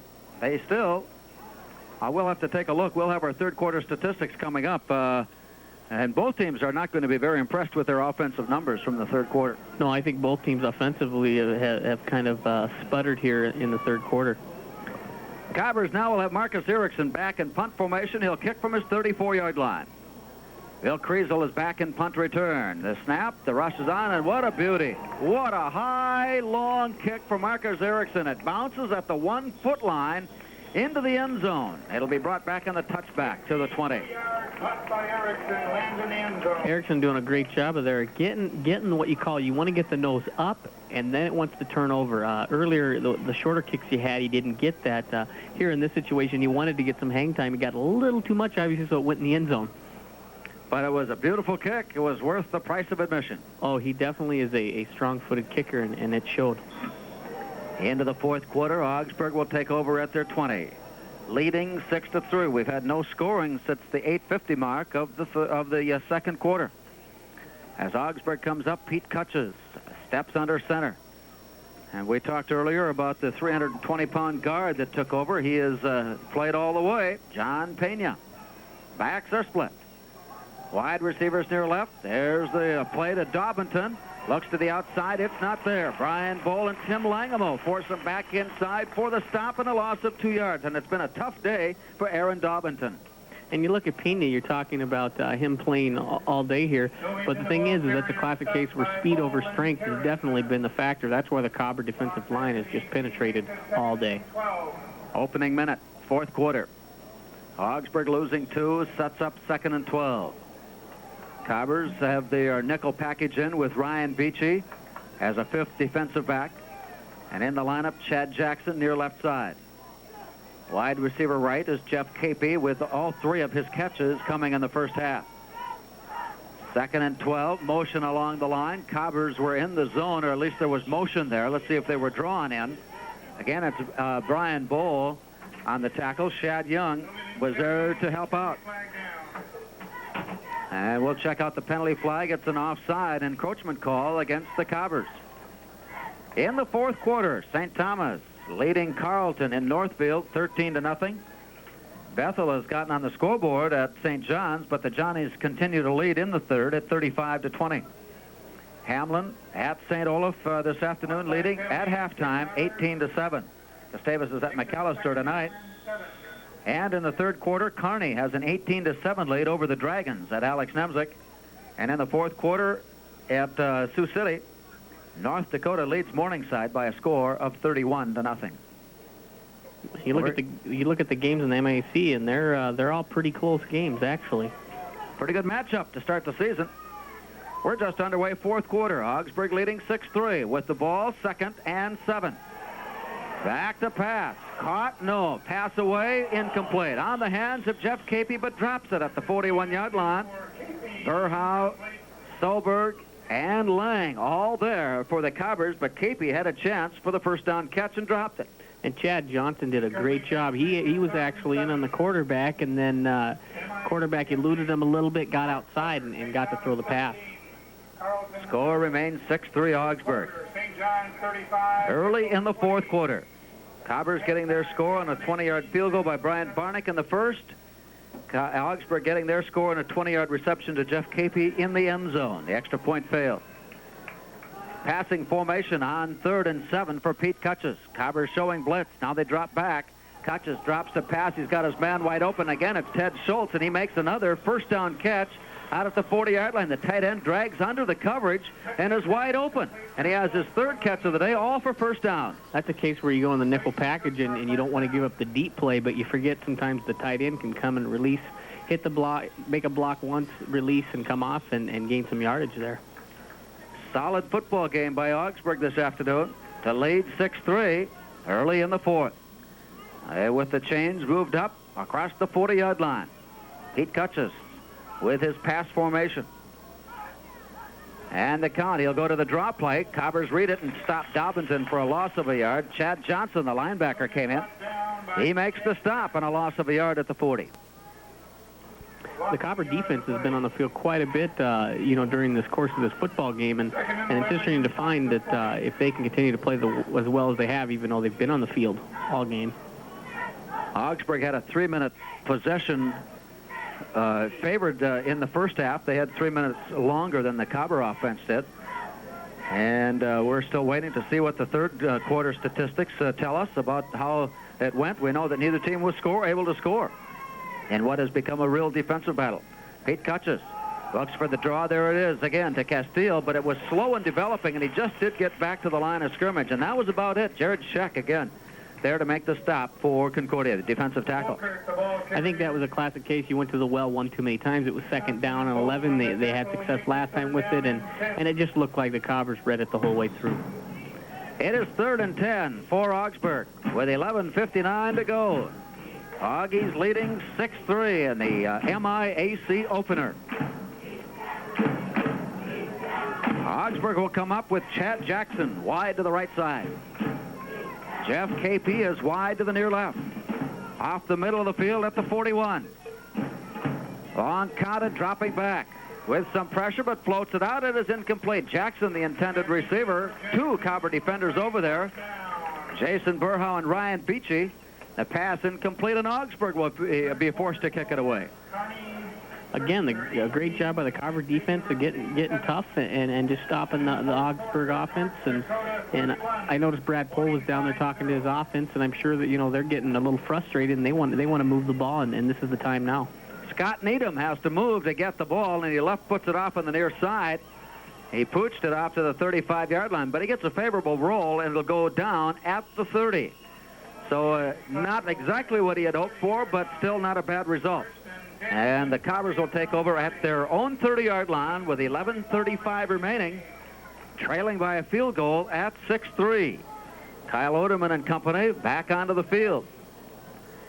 Since the first quarter, they have not really sustained any kind of an offensive drive. They've had chances on field position twice in the third quarter. They had the ball inside the Augsburg 35, but were unable to score. Once a penalty, and then lost yardage on a play. Kyle Oderman sprints out left side, looks to pass, shoots one out. He's got his man. The pass caught Mark Weishauer. Gain of 11 and 12 yards, and down he goes. But Weishauer with a first down catch. That was again the rollout to the weak side, and they finally got a completion out of that to Weishauer. It was a good play. Cobbers move the chains up to the 42-yard line. And Kyle Oderman has had some trouble on that look-in pattern to his receivers this afternoon, able to find Mark Weishauer, his second catch of the day. Torrey Langamo and Weishauer come to the near right side. As Oderman steps up, Dean Hago is in the backfield, along with Mike Halverson, and they'll option out. Oderman pitches out to Dean Hago. He's at midfield to the corner, 45 and out of bounds at the 44-yard line. And that's what we talked about. Dean Hago's got to continue to trail Kyle Oderman. Oderman there actually broke up, took a couple of yards, and then pitched it off. That's a great job, and that's what they want to do, because they want to be able to get Hago one-on-one outside with the defensive back. Cobbers now with a spark on offense. Bring it into Augsburg territory just outside the 43.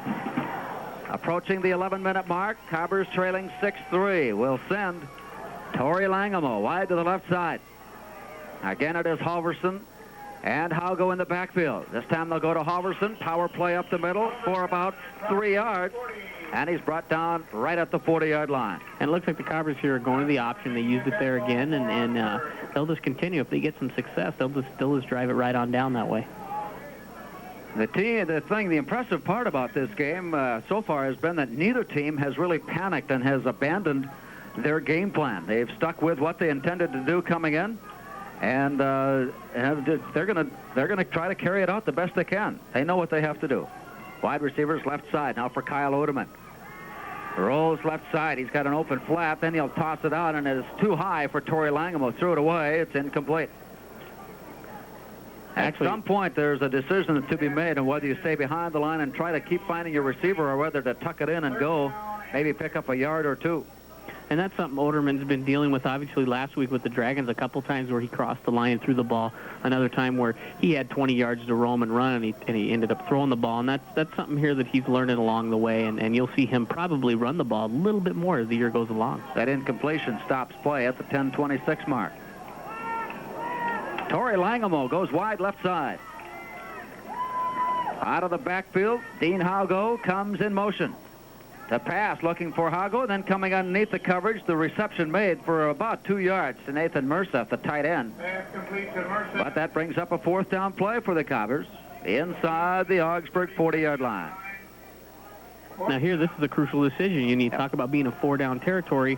Late in the game, the Cobbers are looking to go for it. It looks like they'll call timeout and make a decision, though. Yep. Kyle Oderman with a long look to Jim Christopherson, and finally they get the attention of the official, and he waves the play down with a timeout called. 9:57 to go, fourth quarter. Augsburg 6, Concordia 3. RC, consider Kwame Travel for all your travel needs. If you're planning travel for business or pleasure, domestic or international, Kwame... Setback formation. Kyle Oderman steps under center. He drops the pass. Floats one under the coverage, and it's nearly picked off, then dropped by Tim Ronneberg. They had isolated Ronneberg on Mark Weishauer. And the underneath coverage nearly picked off by Ronneberg. Had he been able to hang on, would have been a long time before we would have seen him again. Ronneberger had open field. It was nothing but green there, and I suspect that would have been a huge, huge play for Augsburg. We have heard the term used where you shoot yourself in the foot. Well, the Cobbers have done that throughout the entire second half. It's either been penalties or a play that has resulted in a loss or a near interception, as we just saw. They have done all kinds of things that have prevented them from keeping and sustaining a drive. Yeah, the Cobbers offense is a little bit frustrating. I think they're starting to put a little pressure on themselves, especially late in this game.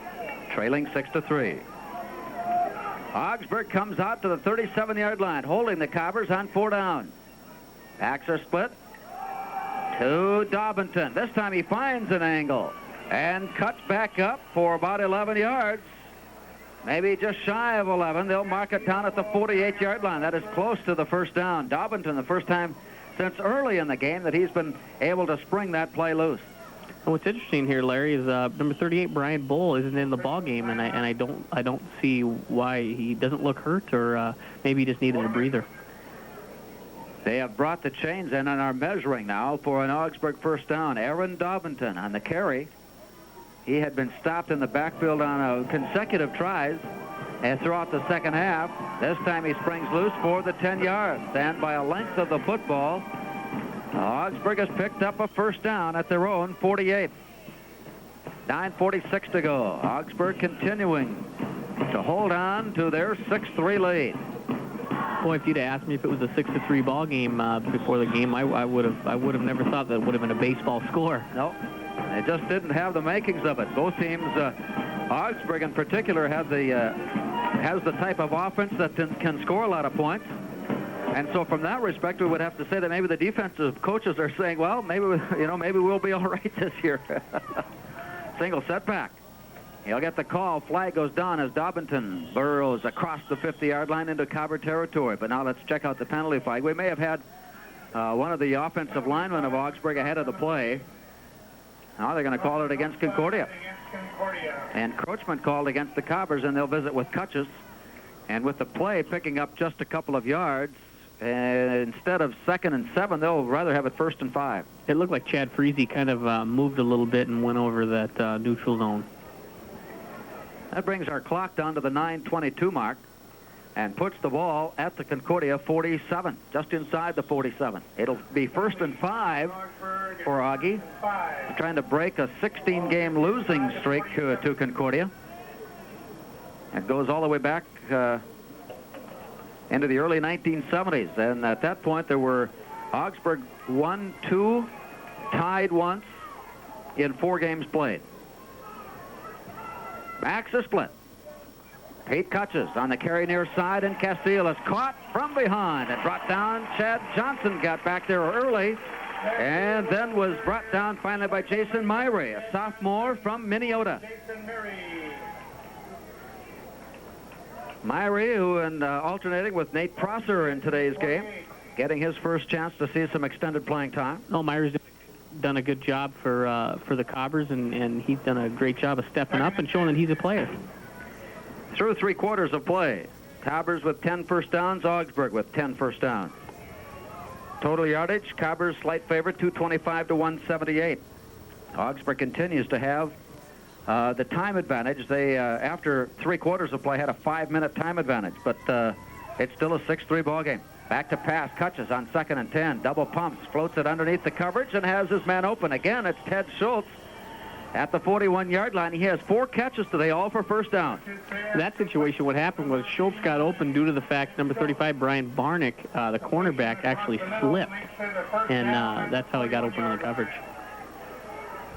Chains move ahead. Augsburg has picked up a couple of first downs on this series.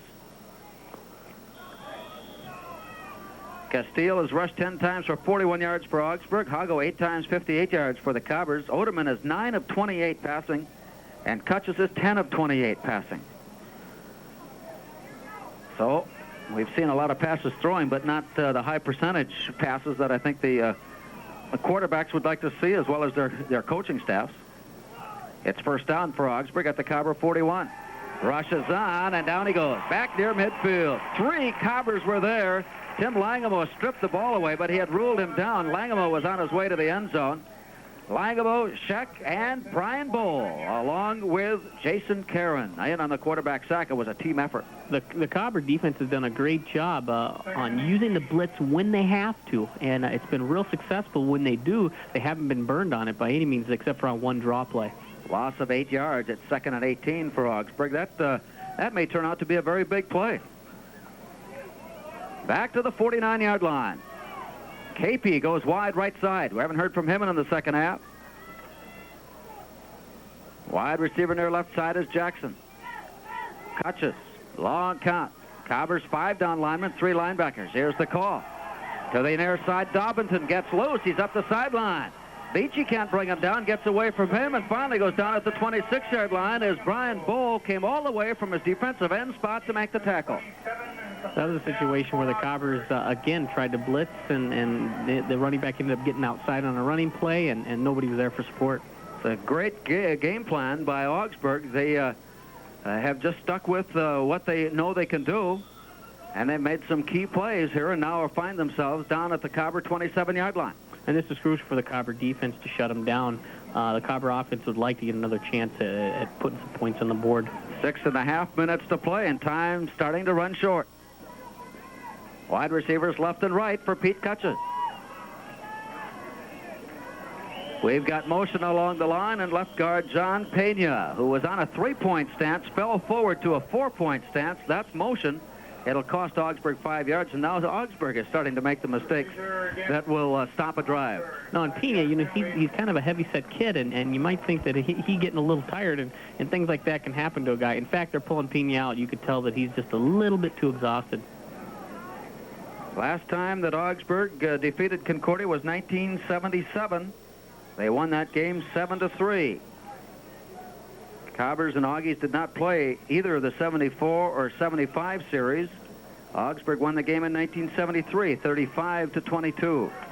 They have just 7 wins in the overall series that dates back to 1926.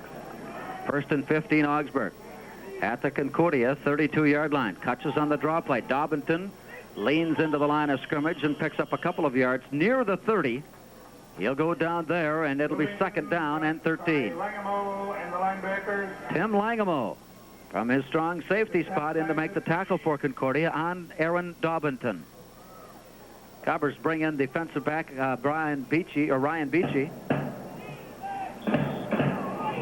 crowd that has filled the south side stands, and a sparse crowd on the far side, made up primarily of Augsburg alumni and fans, are enjoying an absolute beautiful Saturday afternoon in Moorhead. 80 degrees and just a light breeze at 9 miles an hour. Single setback for Pete Kutches. They'll fake the draw. Kutches rolls right. He's got an open field. He'll have to take it himself. Turns up and is sideswiped down. Stuart Lang came in to make the open field tackle at the 20-yard line, but a gain of about 9 yards. It'll bring up 3rd down and still about 3 yards to go. Kutches had a lot of room to roam there. In fact, he probably could have tucked it in and took off a little sooner. And I think the Cobber suspected a pass there and got kind of mixed up. 4:42 to go, and Augsburg leading 6-3. Augsburg and Huron last week, it was a 3-2 game at halftime. Again with a single setback for Kutches with receivers left and right, double tight end. Long count for Kutches. He'll go on the ground, and Dobbinton escapes the on-rushing and aggressive defensive play by the Cobbers, leaving a couple lying on their faces in the backfield. And meanwhile, Dobbinton has picked up a 1st down inside the 15-yard line. And one of the Cobber would-be tacklers still on the ground, shaken up. Cobbers next week will be on the road. They'll take on the Pipers in Hamlin, always a tough place for Concordia to play. And Augsburg will return home. Augsburg next week takes on MIAC Power St. John's. Looks like number 56, Jason Myrie, shaken up on the play. Myrie comes off. He's walking slowly, but walking alone. And Augsburg has picked up another first down on this series that has put the ball inside the Concordia 15-yard line. 4:20 and clock running. Not only is the score a difference at this point, but the Cobbers feel that, the clock is starting to take its toll on them. The defense has been on the field a long time in the second half. Again, a single setback for Pete Cutches. As Augsburg with receivers left and right. To Aaron Dobbinson, and this time the Cobbers read it and make the stop. Chad Johnson in on the stop. Nate Prosser, the sophomore defensive tackle, making the initial hit. Johnson and Prosser. A loss of 2 on the play, 2nd and 12. Johnson doing a great job of stepping up there and stopping the run, and they've really got to do that. I feel the defense knows that what they've got to do, and the offense is sitting on the sidelines anticipating, hey, we want another chance at this. 3.5 to go.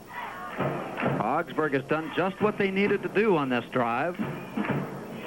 Consume the clock, put the ball at the other end of the field. And even at this point, if they were to give the ball up, they would still have to feel pretty good about their chances. Wide receivers left and right. As Cutches fakes the draw, swings one out on the right side. He's got his man Castillo. He shrugs off a tackle and dances into the end zone for the touchdown. Stuart Lang came up onto the shoulders of Castillo, and he slipped right off. And Castillo went into the end zone untouched. And Augsburg has widened the margin. That's a situation where you talk about tackling, the real crucial, basic aspect used, and in that situation there, it hurt the Coppers. Comes with 3:05 to go. Let's see if Augsburg will try a 2-point conversion here. They're going to take a timeout and talk about it. Wade, we'd take a look at a situation like this now, although it has become the Cobbers will have to come back and score twice in some fashion. Sometimes out of a hold at the 10-yard line by Chris Stanton. The approach, the kick is up, it hits the upright and gets through. Sometimes you wonder if it isn't just plain your day. Scott Needham's kick hits the left upright and bounces across. And with 3:05 to go in the fourth quarter, it's Augsburg 13 and Concordia 3. Flight 733 boarding for Cleveland. Next. Ticket to Aruba? Say, aren't you a... Sales will be donated to Grocers Fight Cancer. 5 convenient locations in Fargo, Moorhead. Here's the Scott Needham kickoff. Bouncing at the 22, rattling around, finally picked up. Returned across the 25 and up near the 30-yard line. The pile pushed to the 31. Cobbers need 2 scores, and they've got 3 minutes to work with. They trail now 13-3, and they bring an offense onto the field that has been anything but sharp in today's game. No, and one of the big factors now is the Cobbers only have 2 timeouts. They used one earlier on to prevent another penalty of taking too much time, and in a situation here where that could hurt them. As they come up, Kyle Oderman walks under center. Dean Haugo in the backfield with Mike Flynn, Torrey Langamo, and Sean McGee wide to the near right side. To pass. Double pumps under pressure. Down he goes. Big pressure applied by the Augsburg defense, and they bring Kyle Oderman down at the 21-yard line. Oderman dropped for a loss by Finlayson. Wes Finlayson at 210, a senior from Sartell. 3 seniors and a junior across the front 4 for Augsburg, and the Cobbers quickly back to the line on 2nd and 16. Again, the single setback. Double pumps under the coverage. Sean McGee makes the catch, spins out to the 35, picks up 10 yards, and it'll be 3rd and 5. That was a slant pattern, and McGee trying to get him the ball, and hopefully with his speed, you're hoping that he can break a couple tackles and maybe make the big play. Cobbers are going without a huddle. 3 receivers wide left side. Kyle Oderman rolls left and passes right. Has Weishauer. Pass complete. First down. Steps out of bounds at the 45-yard line. Augsburg went to the nickel package, obviously with an extra defensive back here, and they're just trying to play perimeter and make sure nothing gets out and around him and deep. They'll let anything come across the middle, and that which will kill time, and obviously they don't want to give up the deep fade pattern. Brings the ball out to the 45-yard line. Cobbers trailing 13-3. Sean McGee and Torrey Langamo go wide left side. Dean Hago has left the backfield and is also a receiver to the left. Kyle Oderman looking to pass quickly. He's got his man, underthrows Sean McGee at the 41-yard line. A low pass that McGee had to go down for and couldn't reach it. That stops the clock at 2:03. Cobbers have used up a minute, just about a minute of play to bring the ball out to their own 45-yard line. And they face a 2nd and 10 play. McGee will go wide left side. Langamo with him. 3-receiver formation now with Haugo out on the left as well. Back to pass, Kyle Oderman looking left all the way. He's in trouble. He's in trouble, and down he goes. He was jersey tackled down at the 38-yard line and couldn't escape. John Buto was in and put the finishing touches on Kyle Oderman. And now it's 3rd and 16. Back at the 37. A play call at the line of scrimmage. 1:39 to go. Single setback, 3 receivers. Oderman floats one out on the near side. He's got Sean McGee with the reception at the 46-yard line. He steps out of bounds, picking up about 7 yards. Still 9 yards to go for the first down. The situation here, the Cobbers are going to have to try to go deep. They've run out of quite a bit of time here, and they can't afford just to run these 7-8 yard patterns on the outside and get out of bounds, because they need big plays right now. Minute and a half remaining. Cobbers trailing 13-3. Ball resting at their own 46-yard line. It's 4th and 9. Let's see what they can come up with. They have McGee wide left, Torrey Langamo wide right. Single back, and now they'll take a timeout. The clock, they still had 6 seconds to go on the play clock, but the Cobbers used their second timeout. And with 1:29 to go, there's a break. Augsburg 13 and Concordia 3. Save more in 94 with Northern School Supply in Hahn. Now through October 31st. With receivers. 9 yards for the first down. 1 minute and a half to play. There's the pass over the middle, incomplete. Intended for Mike Weishauer, and it was overthrown. And Augsburg celebrating. That may very well have been the last offensive play for Concordia. And Augsburg with a 10-point lead and 1:25 to go. Cobbers can only stop the clock once more. They have used 2 of their timeouts. It was just plain a frustrating day for the Cobber offense. You have to credit the Augsburg defense. You know, they were phenomenal today in a sense that they stopped the Cobbers when they had to, and they made the big play happen. Jeff Capey, wide receiver. He'll stay in the backfield now. The intent, I think, for Augsburg is to take the ball, probably drop to their knee, or probably just run wide left or right and let the time clock run out. Hutches has taken the snap from center, drops to his knee, and gives the ball back to the official. That'll bring up 2nd and 10. 1:13, clock running along. 13-3, Augsburg with the lead. The Cobbers had shut out Augsburg 3 consecutive years, including a 28-0 win last year at the Metrodome, and had won 16 consecutive against the Augies. But Jack Augsburg and his Augies worked their record up to a 5-5 mark a year ago. And now on 2nd and down, Kutches again takes the snap and drops to his knee. And are 43 seconds away from opening the conference season with a win against the team that traditionally and perennially has been a title contender. The Cobbers, of course, thought that they needed this win with some momentum going into Hamlin, and a chance to win down there. Felt that they could be in title contention this year, because it's just almost impossible for a team in the MIAC to win the title with 2 losses. Single setback, and they'll again go to the knee, drop down, give the ball back. 11 seconds, and they'll need not run another play. The 16-game losing streak by Augsburg is over. The 16-game win streak by Concordia is over.